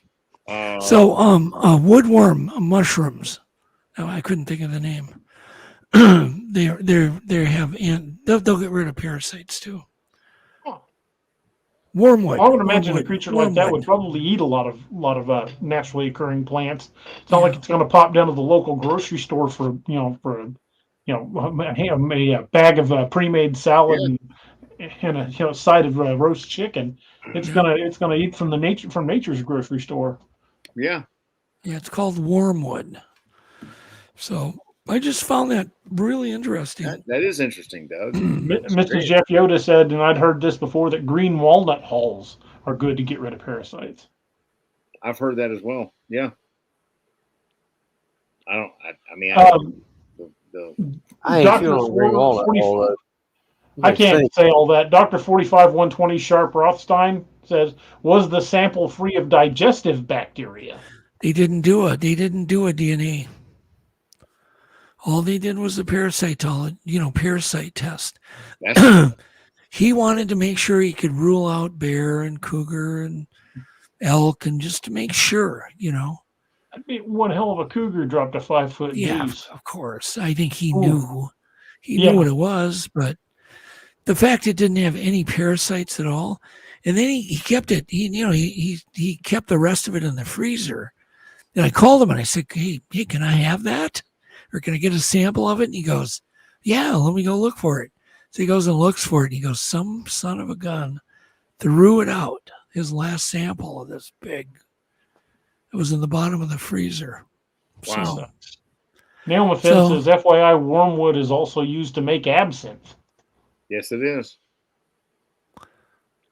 The green fairy. Which is what? Sounds like licorice. What's that? It's actually it tastes like licorice. It's a liquor. Oh. Yeah. It's So I was right on the liquor. Okay. Yeah. All right. It's the stuff that will knock you in the dirt. Yeah. And they pour it, they drip it over a sugar cube into your glass. So they call it the green fairy because it's hallucinogenic. Ah, I didn't know that. Overseas. I didn't know that. I've never heard that one, but there's a lot of trade restrictions on that stuff getting actual absinthe here in the country, right, Doc? It can kill you if you drink too much of it. Overseas, and it's nothing to mess around with. No, you'll go on your own vision quest for sure. It makes Everclear look like regular. I always heard that if you drank the worm at the bottom of a tequila bottle, that you would hallucinate. I don't know if it's true or not. Well, you've had enough tequila at that point, sir. So yeah, if you drink that much tequila, you're probably hallucinating anyway. Did you see the size of that chicken? Yeah, that's pretty much how you guys. Yeah. Christy Crawford says, I'm digressing. I apologize. Says it can also have hallucinating effects for some. I think they're talking about the absinthe. William Nighthawk says that some pine cone seeds can act as a parasite removal. True. Well, that's interesting. Yeah, pitch pine. Pitch pine can. We have a lot of pitch pine out here in the Southwest where I'm located, where William's located. Pitch pine, for sure. RC's Wiki says pumpkin seeds are great anti-parasitics and great for the digestive tract. Yep, that's why you give your dogs pumpkin rice to stop them from having diarrhea. Yep. Have you guys ever had Giardia? Oof. Yes, Giardia. It is not fun. No, I've had it I have the world record for getting it. Man, I've had it so many times. Flagellant Cipro, your friends, Doug. That's for sure. No, I know they put you on this antibiotic that you can't have any drinks. Nope. While you're taking this drug because it'll make you puke. Yeah, it's like low grade chemo for your guts, man. It's scorched earth. Yeah, scorched earth. Yeah, exactly. It's nasty stuff. Sorry, DA. But I used to get it up at Snell, and of course we're going back now in August. We're going back to Snell, and I'm thinking, and the pilots do not want you bringing bottled water up there. Yeah. So it's like, oh God, you got to boil it. It's so handy if you can bring a couple of cases of bottled water for yourself. But you can't. That's where I would get it. Always up at Snell from drinking out of the lake. Yeah, it's a Pack Life straws. Yep, it's a nasty little parasite, man. That's for sure. No, I mean, Yep. it goes back to what we were talking about with the poo that they found. I mean, if there was no parasites, no foreign matter, I mean, why would they be pooping out or defecating out something that big? You know, One wonders, but it's a big animal, big human. Yeah. I I was gonna say something. I don't remember what it was. we got Completely. we got you with a poo, Da. Yeah. He sidetracked me. Would a life straw filter that out? Sure. Yeah, I would think so. Yeah, they call it beaver fever. It's generally from beaver feces in the water, but it's easy to get, and you get the symptoms just keep getting worse and worse till it kills you. Yeah. But I'll bet you I've been treated for Giardia 30 times. Dang. Good Lord, man. Yeah. It's from going up to all these wilderness places, and we don't bring water. We just drink out of the streams and the lakes, and the water tastes good. Let me send you a Sweetwater purification unit, brother. I mean, that's mercy day. Yeah, we never. I guess I don't even know if they had that stuff back then. They probably did. Wow. Yeah, I mean, and that's the thing about it. You downstream they taste pretty good, but you got to worry about what's upstream from you. Exactly. Exactly. What do you think about the let's look at this parasitic infections in cryptids? Could it have the same effect of them, or do you think they may be immune to them, like say pigs are to crotolid venom? Well, let's do this. Let's discuss wood ticks on Bigfoot. Okay. How would a Bigfoot get rid of all these wood ticks? Which And way chimps would.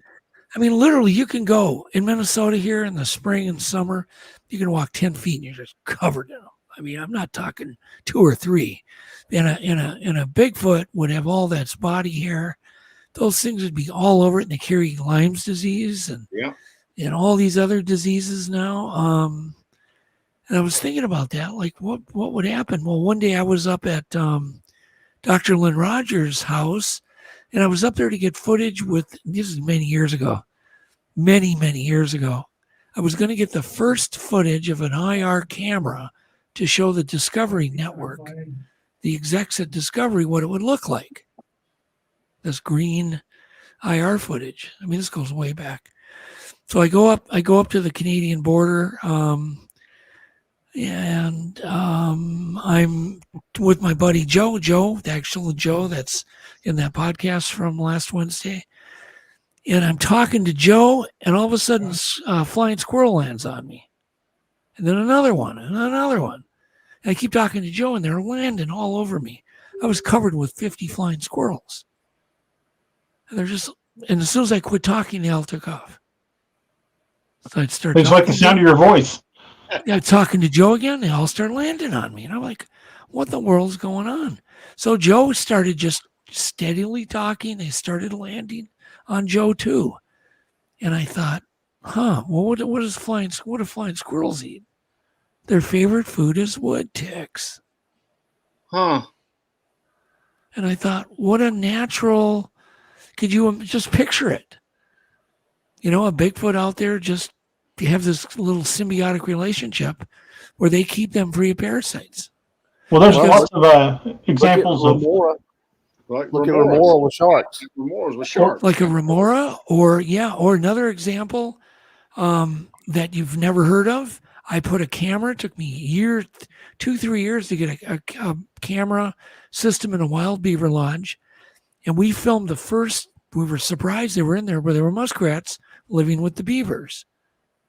What do you think the muskrats? One of the first things they would do when the muskrats or the beavers would come in the lodge, which are huge compared to the muskrats would groom the beavers and get all the parasites out of their fur.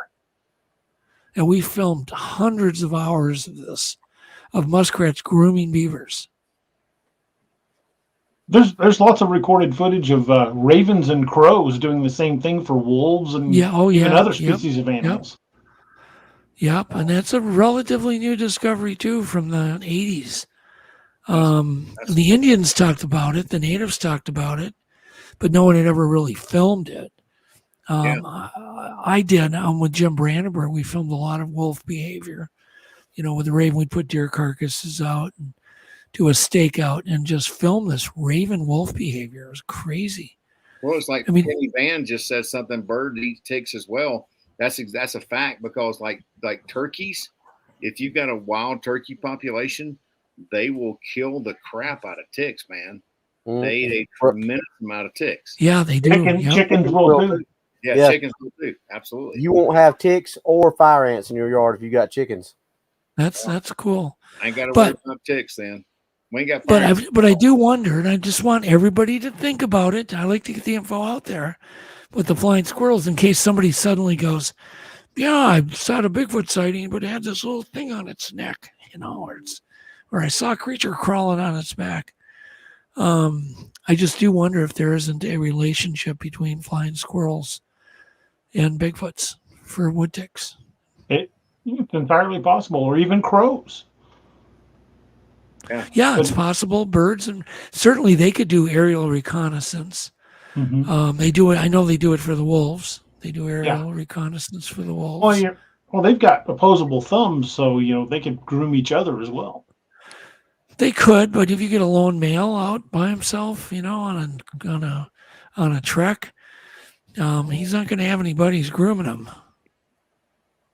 I just found it really interesting. So if you're in a squirrel area, flying squirrel area, just go out in the middle of the woods and just start talking at a real nice, kind of low but steady pace, and watch the magic happen. It's pretty crazy. That's something to think about. That's for sure. Theories. That's all we got. Yeah. Well, exactly. Like you said in the beginning of the show, Doug, I mean, experts, and we say this all the time. Are we experts, or there are just a lot of opinions? I think there's just a lot of opinions out there, and that's what keeps us open to everything out there. No, I like to look at it as it's a theory generation, and that's really all it is. We just keep generating theories, which is good. Absolutely. Yeah, absolutely. I mean, sharing ideas and coming up with new theories is, how we continue to explore other options. The problem is too many people want to hold on to specific theories and will not be open to any other possibilities. See, I don't want to ever go down that road. Ever. Keep an open mind always. Absolutely. On everything. Absolutely. Yep. Pork and Bean says ticks are related to spiders, right? I think ticks are an arachnid. I think so. I think so. I don't know. I'm not sure, but I believe they are. Hate them as much as I hate snakes. Yeah, they're the nastiest damn things ever. I think what's his name? Paisley. Brad Paisley made a song about that. I want to check you for ticks. I don't know. Oh, that's funny. Yep, that's it. That's one. Yeah. I don't want to check you, Robbie. I love you, man, but I don't want to check you for ticks. Nope, I'll pass. I'm hurt, Doc. Yeah, if you go camping with some dude and a bunch of guys, do not check anybody for ticks. That's their own damn problem. Yep. Amen. Amen to that. Holy smokes. Doug, I was going to ask you how long can you hang out with us? I mean, we usually do about 2 hours, but I didn't want to push you past your. I'm good for a little while. I'm good for a little while. All right, we'll keep going then. I didn't want to, you be like going, well, you guys shut up. Yeah, and once again, I have no idea what you guys want to talk about. What We're direction just you want to enjoying go. the odd directions the conversation's taken. It's definitely taken some weird ones. We've talked about a lot of really interesting From stuff. poop to wood ticks to migration to what else? UFOs, Mothman, Dogman, DNA. Alien abduction. We've ran the gamut. Yeah, we have. You know, That's somebody's that's asking whether I've seen him. That's the way Somebody's it runs asking. with us, Doug. We typically derail the topic several times and go down rabbit holes, but Yeah. it gets back to the main point. So that's what makes it interesting for us. So someone asked whether I've seen a Bigfoot, and yeah, I can tell you one story. I'm losing my voice. Hold on here.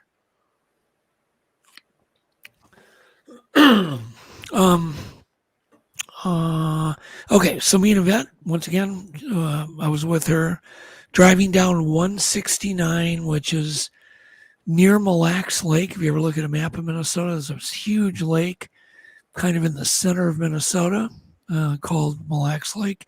It's one of those inland seas, pretty much you can't even see across. You cannot see across it. It's a big lake. And so we're driving south on 169. And on the right side, we see what we think is maybe a moose at the side of the road. And we think it's waving its antlers. We get up closer and suddenly we don't see antlers. Headlights are hitting it. We see arms, fingers, and we see what looks like a Bigfoot drying off. We can see the hair hanging down below its, on its arms. We see the immense size. I slow down, which is all I could do. There literally was cars behind me that I know saw it too. And we're driving, and this thing is just waving. It's basically doing a hula dance. It's moving its arms like this, in a pretty, like it's trying to dry off.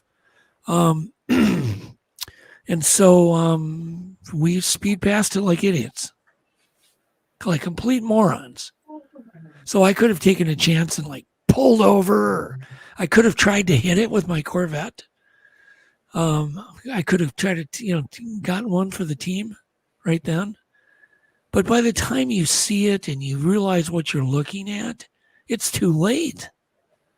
That was it. It was gone then. And it happened to be on Google Maps right by a stream that emptied into the Mille Lacs Lake, and it was a state forest. Didn't see the face, so I can't confirm it was a Bigfoot. But what else is in Minnesota that's about, 8.5, 9 feet tall, with broad shoulders, arms, fingers, long hair hanging under the arms, and a butt. So other than that, I don't know what it was. So That's interesting. Okay, sounds like you saw a Bigfoot. exactly. And once again, it's great to have a witness. Yvette saw it too. She said it reminded her of Snuffleupagus. With the stringy hair. With the hair, yeah. And it actually was very clean. It was interesting too. It was quite windy. And the wind was bellowing the hair, the fur on this thing. And you see it, and it's when we saw the hula motion, the arms outstretched going back and forth, it just looked like a motion to dry off. So the wind would hit more of its body parts because it was hot and humid out. It was windy, but hot and humid. And it probably wanted to dry off before it walked back into the forest. It didn't give a damn, So it's lit up in my headlights, high beams. So once again, I don't know. Never seen the face of a Bigfoot. That's hopefully coming someday, but have not. You had a question about your car. What's that? Dee says, what year vet do you have? I have two 1982 CE collector's editions, 2009 3LT red, and a Z51 LS3 convertible. I have a 2009 blue. It is a Z51. It's got the HUD and all that crap. Just a coupe though, automatic coupe. Nothing wrong with that. Nope. And I still have it. I still like it, and people keep making me low offers on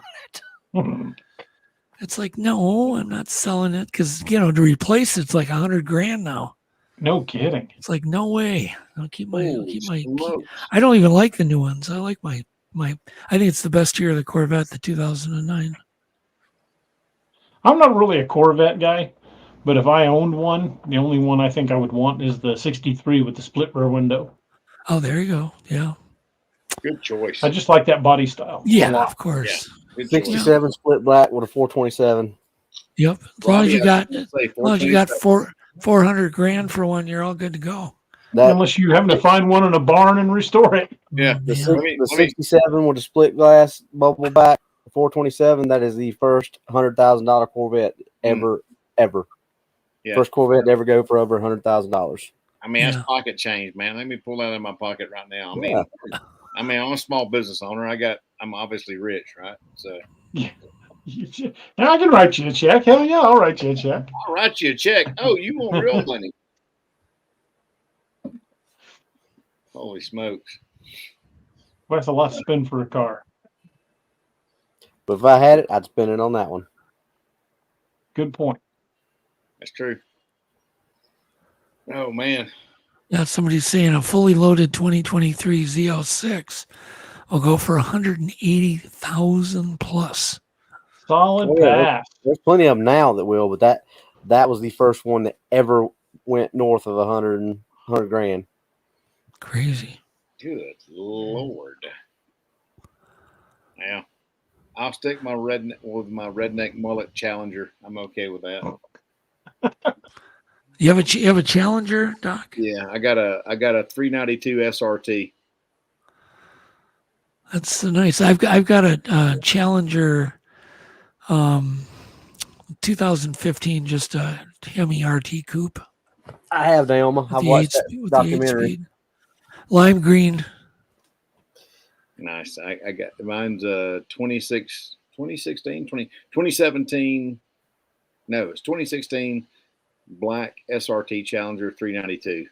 Oh, And that's nice. nice. The dude's like, "You sure you don't want a Hellcat?" I said, "I can kill myself with 500 horsepower just fine." Oh God, yeah. Yeah. I do. I have an SRT Viper, Mm, 2000, and I think that one's also a 2009. good Wow. Lord. Yeah, white Viper. Quite the car guy, Doug. Yeah, I bet With bullet stripes. Bigfoot can't outrun that sucker. No, that's one of those cars you get in. It says, "I'm going to kill you." gonna One of them kill almost you. did kill Kelsey Grammer. Yeah, you get in that car and it says, "Hold my beer and watch this." Yeah. Well, that like my Viper doesn't have any driving computer. There's no traction control. There's nothing. So that's why so many guys roll them first week or so. They have them. Man, Kelsey Grammer wrapped his around a telephone pole, then bought a Bentley. yeah, he did. Yeah, I'm done with high performance cars. That's what Well, I got to Hulk tell you. Hogan's son Nick. That's what he wrecked. Was Hogan's Viper. He's like, "I need traction control, y'all." If you guys want to hear a crazy Viper story, true story, happened to me. So I was up at this new bar and restaurant that opened up, and I was having a few beers and talking to the guy next to me with his girlfriend, and he was telling me about his Viper and whatever, and I had a Viper, and so we were just, we kind of hit it off, talking. He was describing his Viper to me. This happened the next day. I walk out my front door, and there's an upside down Viper in my front yard, and there's nobody around. Just this red upside down Viper in my front yard. And I'm thinking, dude, that's the guy that's got to be his car. So I get a hold of him because he gave me his cell phone. I get a hold of him and he goes, "God dang it." He said, "That was my uncle. I told him not to take that car out for a drive." So his uncle rolled the car. It happened to end up in my yard and then ran. And just the coincidence of it ending up in my yard when I just met the guy the night before was insane. He just wanted to show Patty you. B says to ask you about all the dangerous toys you had as a kid. Oh God, yeah. We had I had the Whammo air gun with the pullback rubber diaphragm that you could put a pencil in, or I remember pen, those. and you could shoot a pencil in through the sheetrock. Oh, And then I had to have the creepy crawler thing maker thing with the hot plate that got up to 400 degrees. With a lot of burns all over your arms and hands. And we had the jarts, the big throwable jarts. If you remember those. Had those. What could go wrong? What could go wrong with a 2-pound sharpened dart that you throw at people? Perfect. Yeah, when we had those, my brothers and I, we would get stupid with them. Instead of throwing them underhand so you could arc them, we would like backhand them just as hard as we could throw them. Just get those things just to whip it through the air. Yeah. No, jarts were quite nice. But yeah, we had all sorts of crazy chemical sets. Oh my God. This is bad news. I know I had one of those radioactive sets when I was a kid. With the real sample of radium. with a radium. Yeah, with the radium sample. Yeah. Came with a little Geiger counter. My dad used to keep a big jug of muriatic acid in the garage for cleaning I don't decks. know. Yeah, cleaning decks mold, and stuff like that. But we used to mess with that stuff. We'd like pour it in ant dens and stuff. What did you do with it, DA? We poured on ant dens, like fire ant dens, just to watch what would happen. Muriatic acid. We were idiot kids. Probably didn't bother them. It doesn't bother plants too much. Hey, we grew up drinking hose water and methylate mercurochrome, so we're fine. Oh yeah, I remember that stuff. Well, I didn't drink the red. I had it put on stuff. Man, my mama had this scrub brush of doom when I'd wreck my bicycle on a dirt road back behind my house, and that scrub brush of doom and mercurochrome. It's a wonder I ain't got. I probably have had low grade mercury poisoning a few times in my life, but yeah. I mean, we're you unscrew it, and it's got that little dripper thing. Yes, your tattooed red. Well, that stuff dyed your skin red, didn't it? Yeah, it's like a reddish orange. She kept it up on the windowsill, and if I get hurt, she'd say, "Go get me the methylate." And I'm like, "No, I'm fine. My arm could have been cut off," and I've been like, "Nah, I'm fine. I'm good." I call that crap Satan's spit, man, because I mean you're gonna be tattooed red. Yeah, just napalm me, man. I'll be all right. Yeah. Just napalm me. Well, the best joke you could play on a guy is get some red crystal light, that powder that you make the drink. Just sprinkle that lightly into someone's shoes. And then as they sweat all day, their feet are dyed red for like a month. Same thing probably work well with red Kool-Aid. It might work, but crystal light's much better. Trust me. Oh my Lord! This sounds like a man who has experimented and knows which one works better. Exactly. You imagine the freak out they have when they take their shoes off that night. Exactly. Allegedly, Robbie. Allegedly. Yes. Allegedly. Well, see, the evidence disappears. Get the sugar-free crystal light. There's no evidence. It's just they take their socks off and their feet are bright purple or red, or they have no idea how it happened. None. You were pure evil, my friend. Oh man, I did that to a guy at the last camp I went to. Yeah. You're among kindred spirits, Doug. That's for sure. You're among kindred spirits. Shit. And the last time I went, you go to these on these expeditions. Someone filled my sleeping bag with cordwood and raw eggs that were broken. Like cracked, the shell taken off. And I thought, you imagine, you're tired after trekking around all day and you want to get into a nice warm sleeping bag.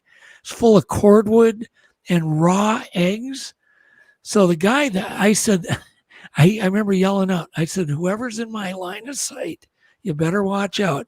And there was a guy in a bunk bed, and I took that cordwood and I started chucking at it, gently throwing it at him, kind of so it hit his sleeping bag.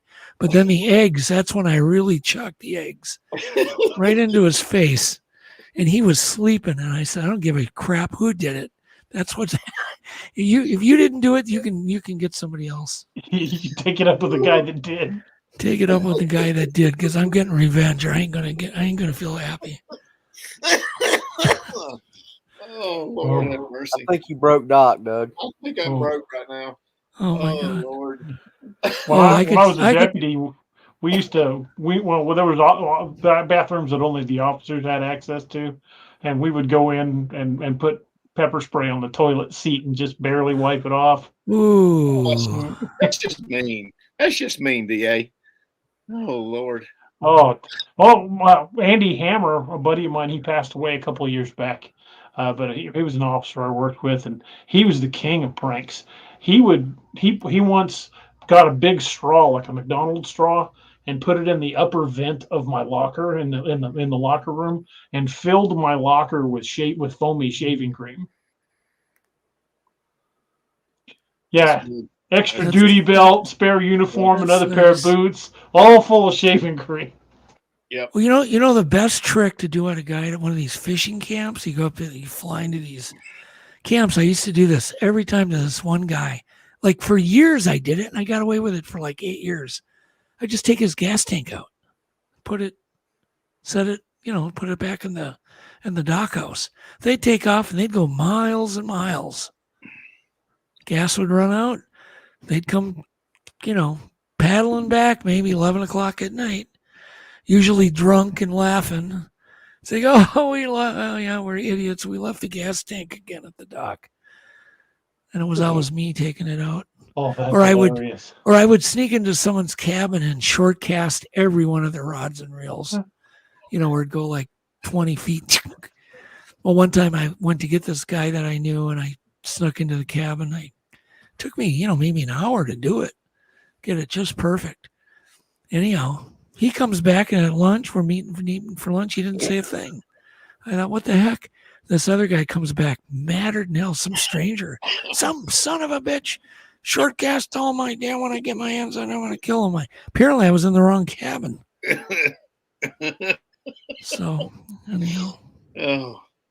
Oh man, that reminds me of a thing we did. One of our paramedics I worked with in Alabama when I was stationed there, and he snored notoriously, and we were doing 24-hour shifts, and we hooked up a bunch of IV tubing, and we hooked D50 syringes, which is dextrose, which is just sugar water, and we put it on a slow drip while he was sleeping, and it just would get all over his face while he was sleeping. He woke up the next morning and he was almost stuck to the pillow, and his face looked like a glazed donut. Oh no. We had it just dripping right down on his face from the ceiling, and it was glorious because we got called out on a fire alarm, and he woke up and he couldn't even open his eyes up because his eyes were glued shut with sugar water. Oh my God. Yeah, That's bad. It was amazing. I love That's that. Bad. I still remember that. Barry Mumpower, if you're listening, I love you, brother. So. Well, I see. There were some comments in there. I'm never going to camp with Doug. I'm never going to camp with Doug. Someone said you should write a book on pranks. These are only people that deserve it. No, if you don't deserve it, it doesn't happen. Only if you, for instance, if you don't pitch in. That's you don't correct. pitch in and do your chores. Because when you have a camp, everybody's got to help. So things like that. Like the guy that says, all day, hey, Doug, can you get me another beer? Hey, Doug, can you get me this? Hey, Doug, can you clean the fish? Hey, Doug, can you cook the fish? That guy, he's going to get it. He's going to be unexpectedly, he's going to find cookies in his duffel bag, and the bear's going to take his duffel bag away. That's what happens. We had a buddy that was going on vacation, and we took poppy seed dressing and wiped it all over his luggage, then wiped it off, and the drug dogs went insane at the airport. Oh, yeah, there you go. Yep. Oh, yep. Lord, so right, it's just, man. I don't ever do pranks on someone that doesn't deserve it. There you go. It's kind of military style, you gotta. Yes. Because I'm sure you've all gone to camp, where everybody's pitching in. There's always got one guy. There's always that one guy that expects you to wait on him. It's usually an E4 on sham status. And he's the guy that the last day he's going in the lake. Something's going to happen, or he's going to be, I remember once at Snell, there was a guy like that, and he was taking a shower, and I just waited long enough for him to shampoo his hair. And then I went down to the lake where there's a solar powered pump that pumps water out of the lake for the shower. And I just shut it off. And I hear, help! Help! Somebody, and we're all just quiet. We stayed all quiet for like an hour. He sat in that shower and screamed like a little kid. Robbie, I think the ace broke, man. Oh, Yeah. oh. We've all been broke. Yeah, I think I experienced a full-on mirthquake. Oh my Lord! Oh my God. We went from the scientific and biological explanations to Bad practical jokes. I turned this guy into a glazed donut. Yeah, we're all human. When I was in the Army, we were going through the gas chamber one time. I know we did it multiple times. We were going through the gas chamber, and there's this kid next to me, and he was an a-hole. I didn't like him. But they tell us to, put, clear and seal your mask, and all that crap, and then go inside. And he was right next to the door, and I was second from the door. And there's like 10 of us in there, and they're like yelling at us. They're like, all right, take your mask off. Take a deep breath, close your eyes, take your mask off. So we do that. You can feel it burn where you shaved and everything. And I don't know if this kid had a bad reaction to it or what, but they tell us to put our mask back on, clear it, and seal it. I put mine back on, clear it, and seal it. And I'm like, okay, fine. And I feel this death grip on my shoulder, just fingers just dig it in. And I look over, and it's the old style mask with the filters inside, so all you can see is the big eyes. And I look over, and his eyes are like this big around, just staring at me in absolute terror. And all of a sudden, this gas mask goes, blah, blah, blah, blah, as he filled it with puke, and it was coming out the filter. Oh no!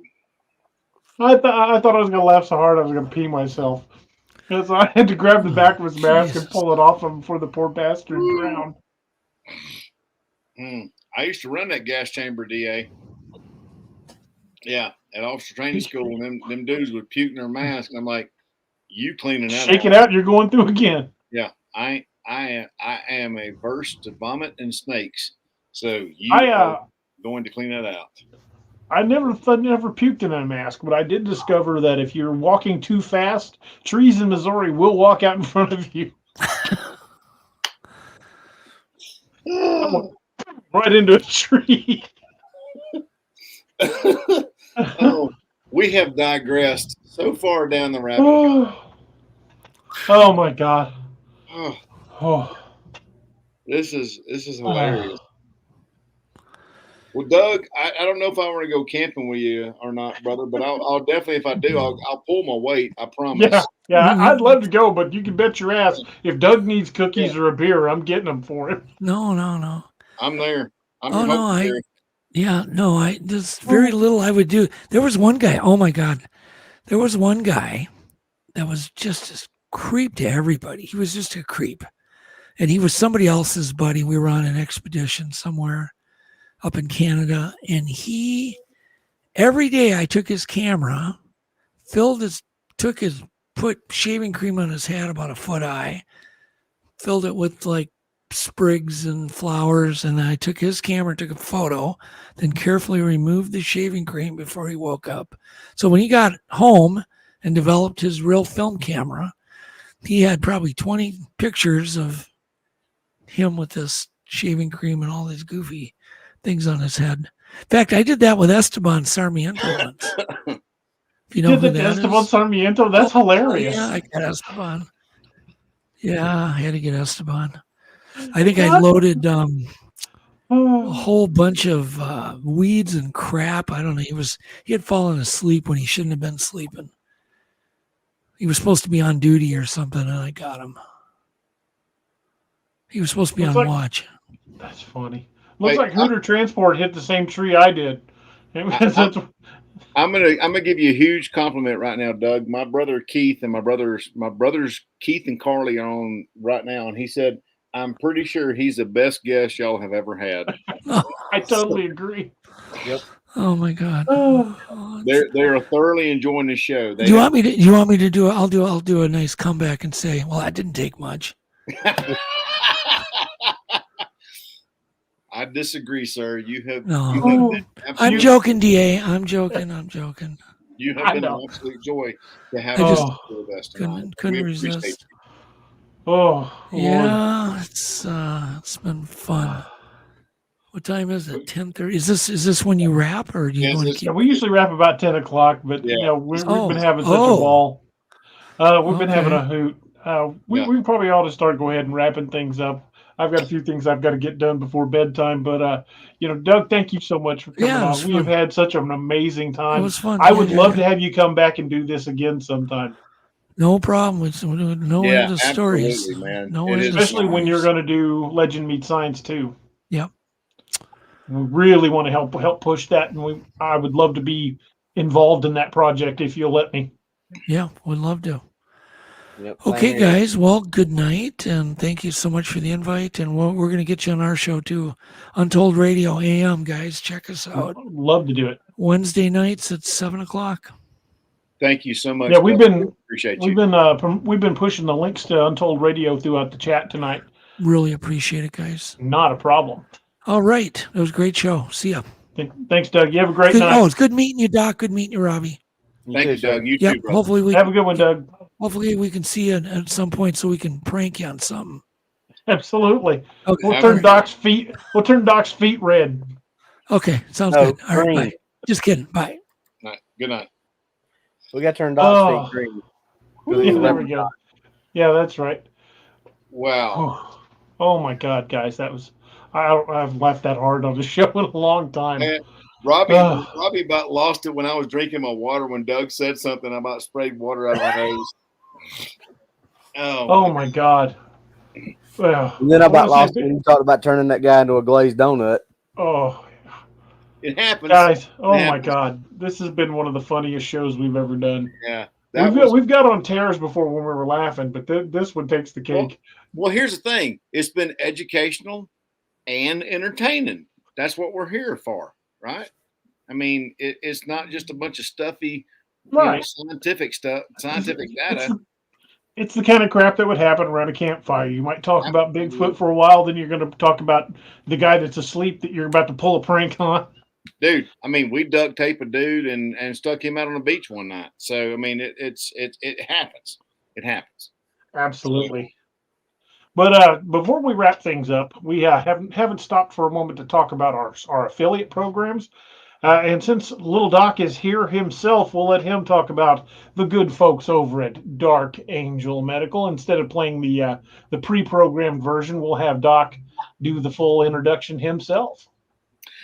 Well, hey, y'all. I am Kerry Pocket Doc Davis from Dark Angel Medical. I started this little business a few years ago, about 12 years ago to be exact.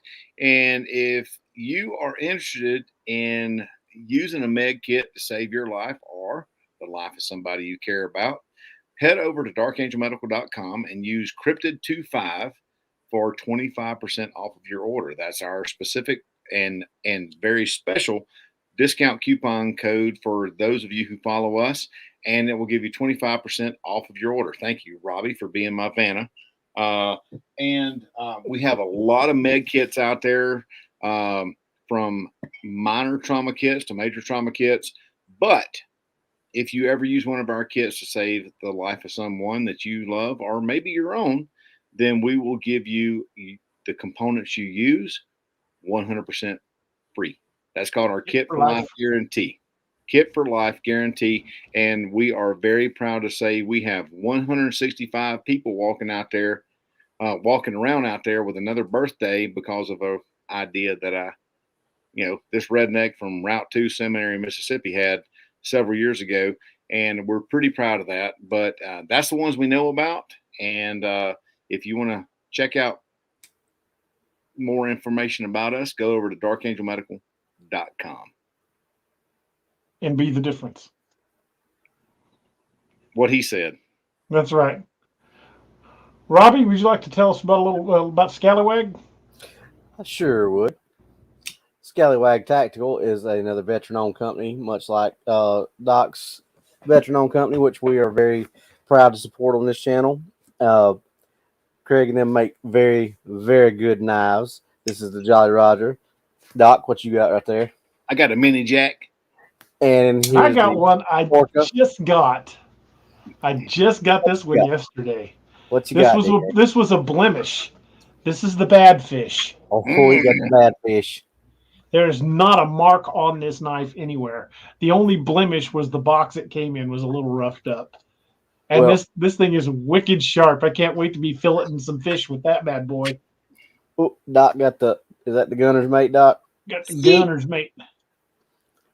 Doc got the gunner's mate. They have, as y'all can see, they have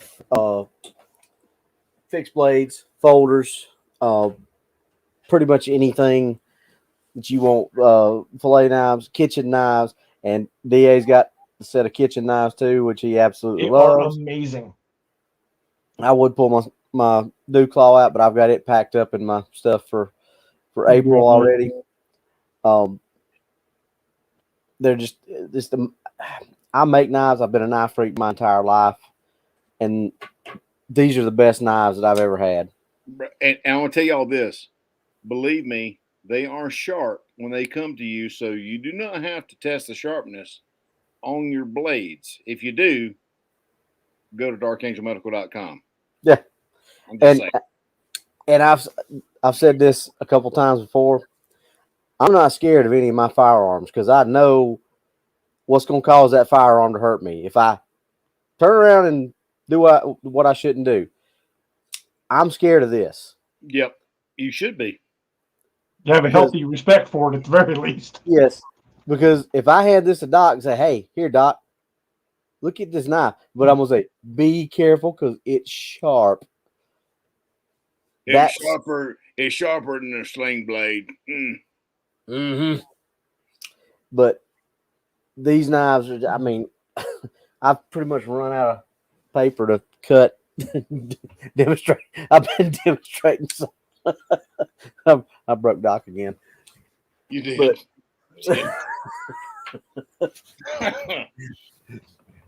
Steve was talking about that one day. He said, "Oh, look, we are getting a bigger budget. Robbie's got more paper to cut."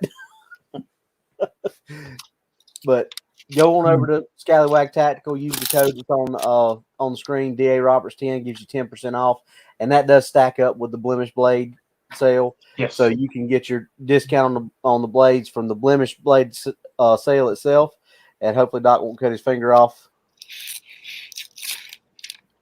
Luckily, I don't think it's working with the gunner's mate. Maybe not. hold on, Doc. Doc's like thawing on it. I'm trying. All right, here we go. Holy moly. There we go. That's the mini jack. Heck yeah. Lord says that was too close to your finger. I'm a medical professional. He's got plenty of bandages. Still pretty sharp. Oh. See, y'all can see how sharp those knives are. I mean, they're straight out of the box that sharp. But like I said, the Blemish Blade sale stacks up with the DA Roberts 10, and that's 10% off. Go let them know that we sent you. We don't get any kind of kickback from this. We just all really believe in these knives. I carry the Orca, but that's because that's the good serrated everyday, all-purpose. It's got the nice serrations on it, so you can cut pretty much anything. But every one of these knives are great knives. All the folders that I got are great. DA's got just about every folder that they make, Just with about. exception of a few.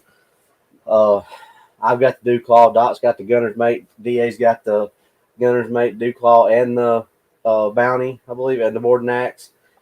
So I like my scallywag blades. I'm getting there. I watch those. I watch those blemish sales now.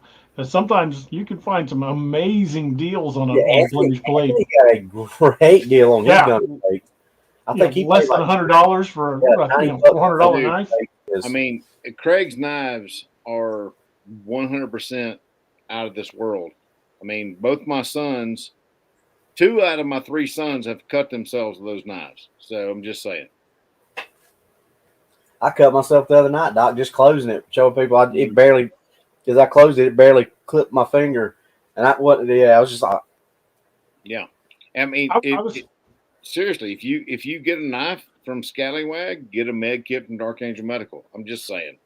It's I no I was using the kitchen knives last night. I made homemade chicken pot pie last night for dinner, and I had some of the kitchen knives out, and I was cutting up potatoes. And you know how you get them little bad spots in a potato, and you just cut it out. Well, I was going to just slice that piece out and use the rest of the potato, and I just sliced along the edge, and I cut a slice off of that potato thin enough I could have thrown it on a piece of newspaper and read through it. It just went just right through it.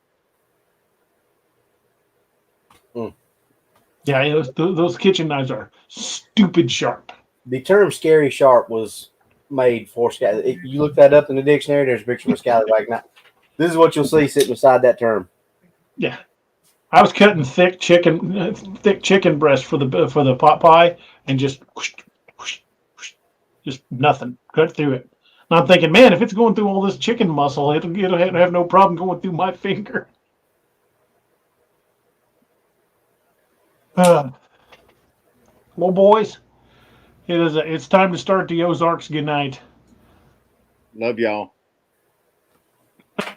Jimmy G says, unfortunately, some of us still live in a British penal colony. How's the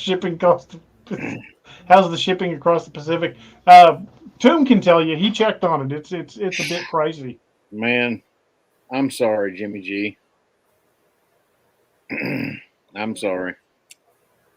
Yeah, Folks, when sorry, Doc. That's all right, brother. When I flew into Edinburgh, they were like, they pulled my shears out of my med kit pack, and they were like, "What are these?" I said, "They're trauma shears." "Oh, they're scissors." I was like, "They're trauma shears." I don't know how much rampant trauma shearing y'all had going on around the UK, but Somebody running up cutting people's clothes off. no, I'm gonna make you butt naked right on the side of the road real quick, But yeah, they ain't too fond of anything with the edge. That's it.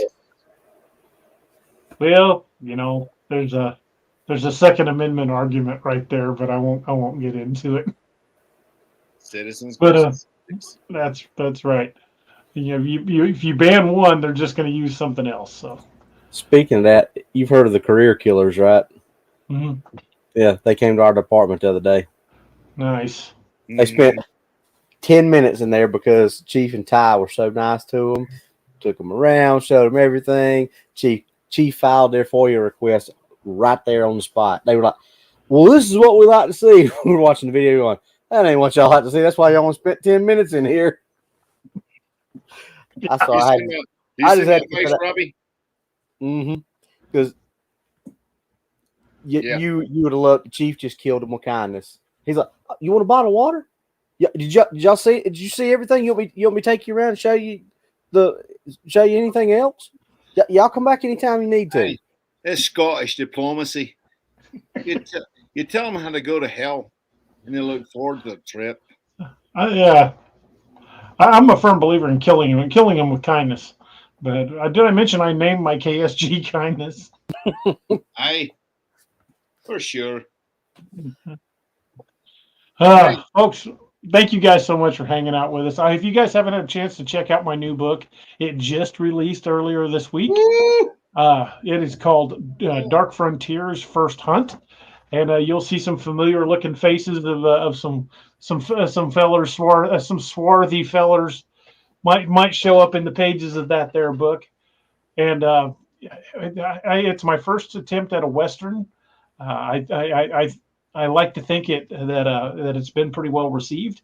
I've had glowing praise from people that have read it, which just really thrills me to death because I'd never written a Western before, and it got the whole time I was working on it, my alpha readers loved it, and then once it was released, I've just been getting so much great support on that. Man, it went to #1 in Western horror on Amazon. Dude, I gotta interrupt you for a second.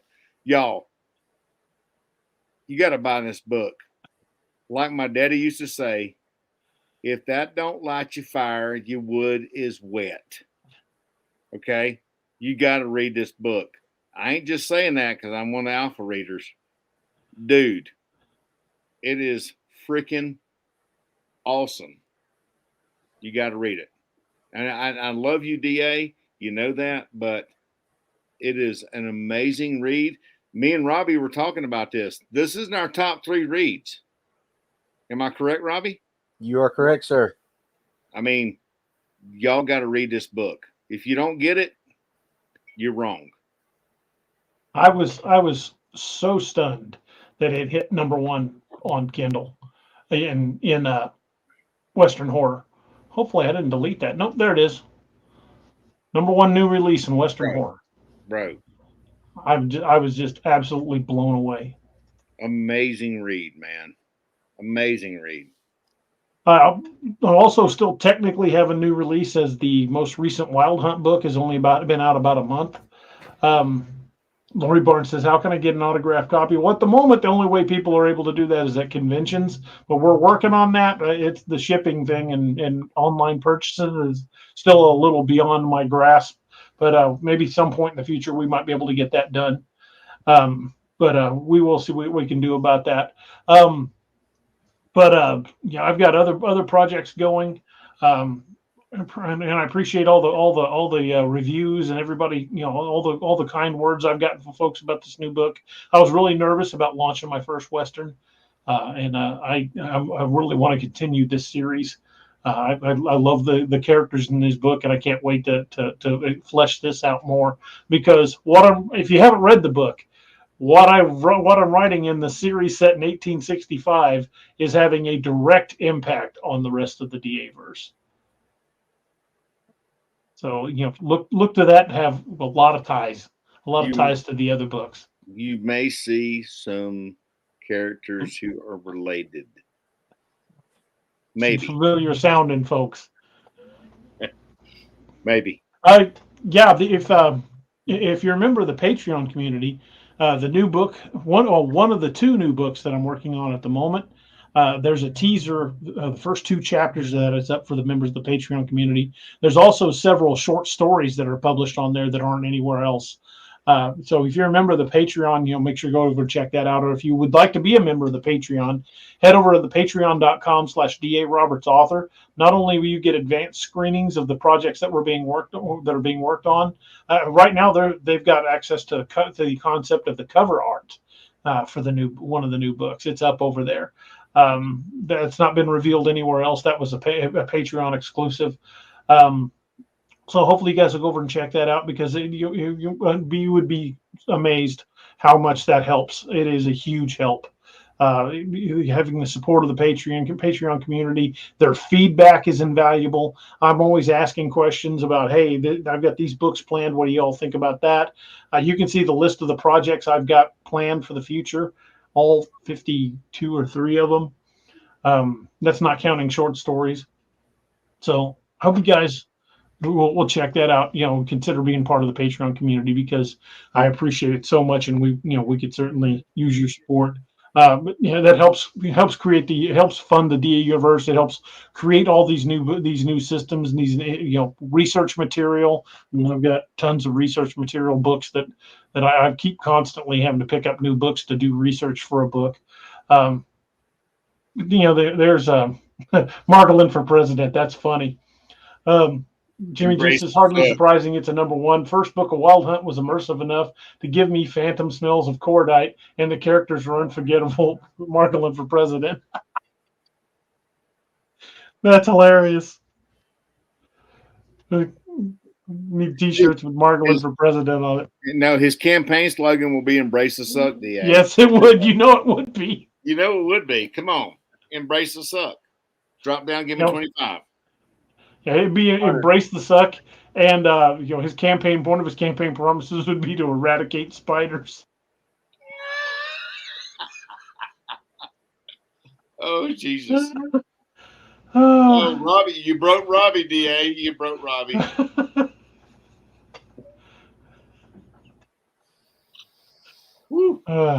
Good Lord, y'all. But folks, I appreciate each and every one of you and everything you guys do. And if you guys are following my blog at all, I've been posting about some health issues I've got. I won't go into that a great deal here, because it would be another half hour of me just talking. But if you go to my website, which is daroberts.net, you can read the blog entries so far. I've got some life-changing health issues I'm addressing. So hopefully that works out the way I'm hoping. But again, folks, appreciate each and every one of you guys. I've said it many times. We don't have fans, we have friends. These shows are just like a bunch of friends hanging around a campfire talking. We talk about the subject and we crack wise and we crack on each other and we have a good time. Because these subjects are serious, where we Bigfoot and UFOs and all of these subjects are serious subjects, but you have to embrace everything in life with a little bit of humor. Because if you don't, it just gets boring. It's like reading an encyclopedia. That was primitive Google for those of you who don't know what an encyclopedia is. That was my original Google, man. Yeah, I had sets of encyclopedias to do all my research on. But yeah, again, folks, thank you guys so much. Thanks. A big shout out to the moderators and the folks over at the Patreon community for all your support and everything you guys do. And we hope you guys will be with us this coming Wednesday night. Who was going to be on the show this Wednesday night? Wednesday night we're going to have Alan Gamboa on. Alan's a horror writer, researcher, just an all-around awesome dude. Air Force vet, so we'll be definitely giving him crap about that about as much as we give Doc. Doc and Alan will be ganging up on us. What's this? I feel humiliated. But Alan's just an all-around awesome dude. He's going to come on and he's going to talk horror and monsters and his books, and it's going to be a great time. So look, hopefully you guys will join us on Wednesday night with Alan Gamboa. And we have set a date to get the guys from the Strange Road back on. They will be on April 5th. And it looks like that right after that on April 8th will likely be Ron Moorhead, the guy that recorded the Sierra Sounds. Was confirming that with him earlier today. So we've got an all-star lineup coming up in the near future, and there's going to be more. So hope you guys will be with us on Wednesday night. And certainly check out Alan Gamboa's books. Alan's an awesome dude, great writer, hell of a guy. He's one of the masters of his craft. I love the guy to death.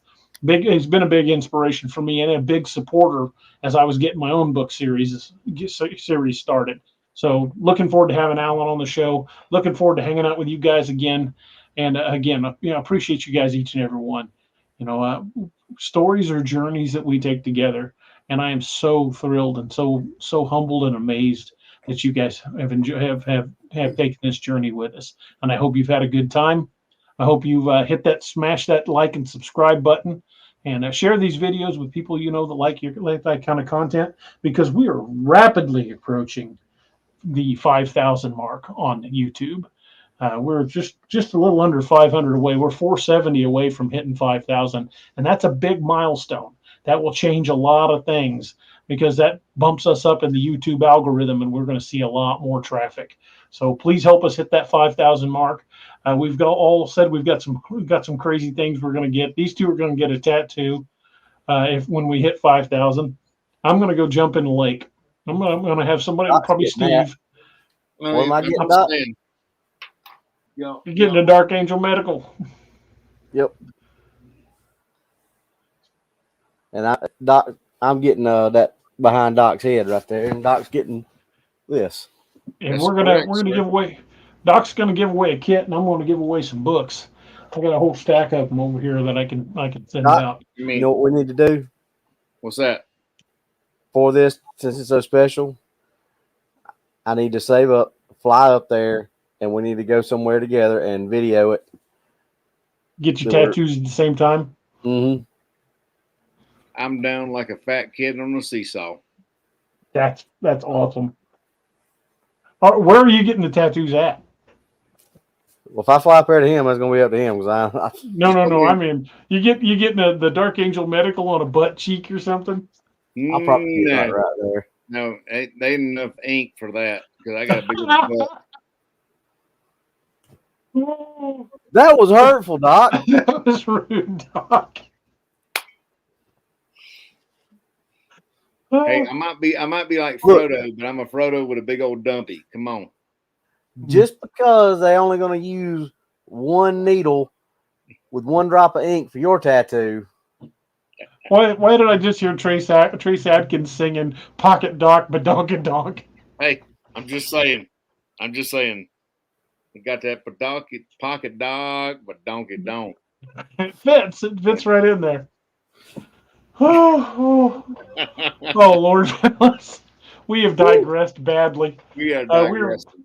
Again, before we go, I want to say another big thank you to Doug Hajicek for coming on tonight. Doug is an amazing guest. We are going to have him back in the very near future. So you look for that, and we're going to get Doug back on and talk more cryptids and bizarre things, and probably talk practical jokes again, or something along those lines. So look for that in the near future as well. So, folks, again, thank you guys for being here. It's a blessing that you guys choose to spend your evening with us, and we have such a wonderful time. And thank you guys so very much. And we will see you guys come Wednesday night when we will have Alan Gamboa. I almost forgot again. Alan Gamboa will be joining us on Wednesday night. So I hope to see you guys there. It's going to be an awesome night. Thank you guys for being here, and I hope you guys have an awesome night. Thank you for joining us. Catch us again Wednesdays and Saturdays on DAX Machina. A special thanks to all our channel members and Patreon supporters. Please make sure to like, share, and subscribe.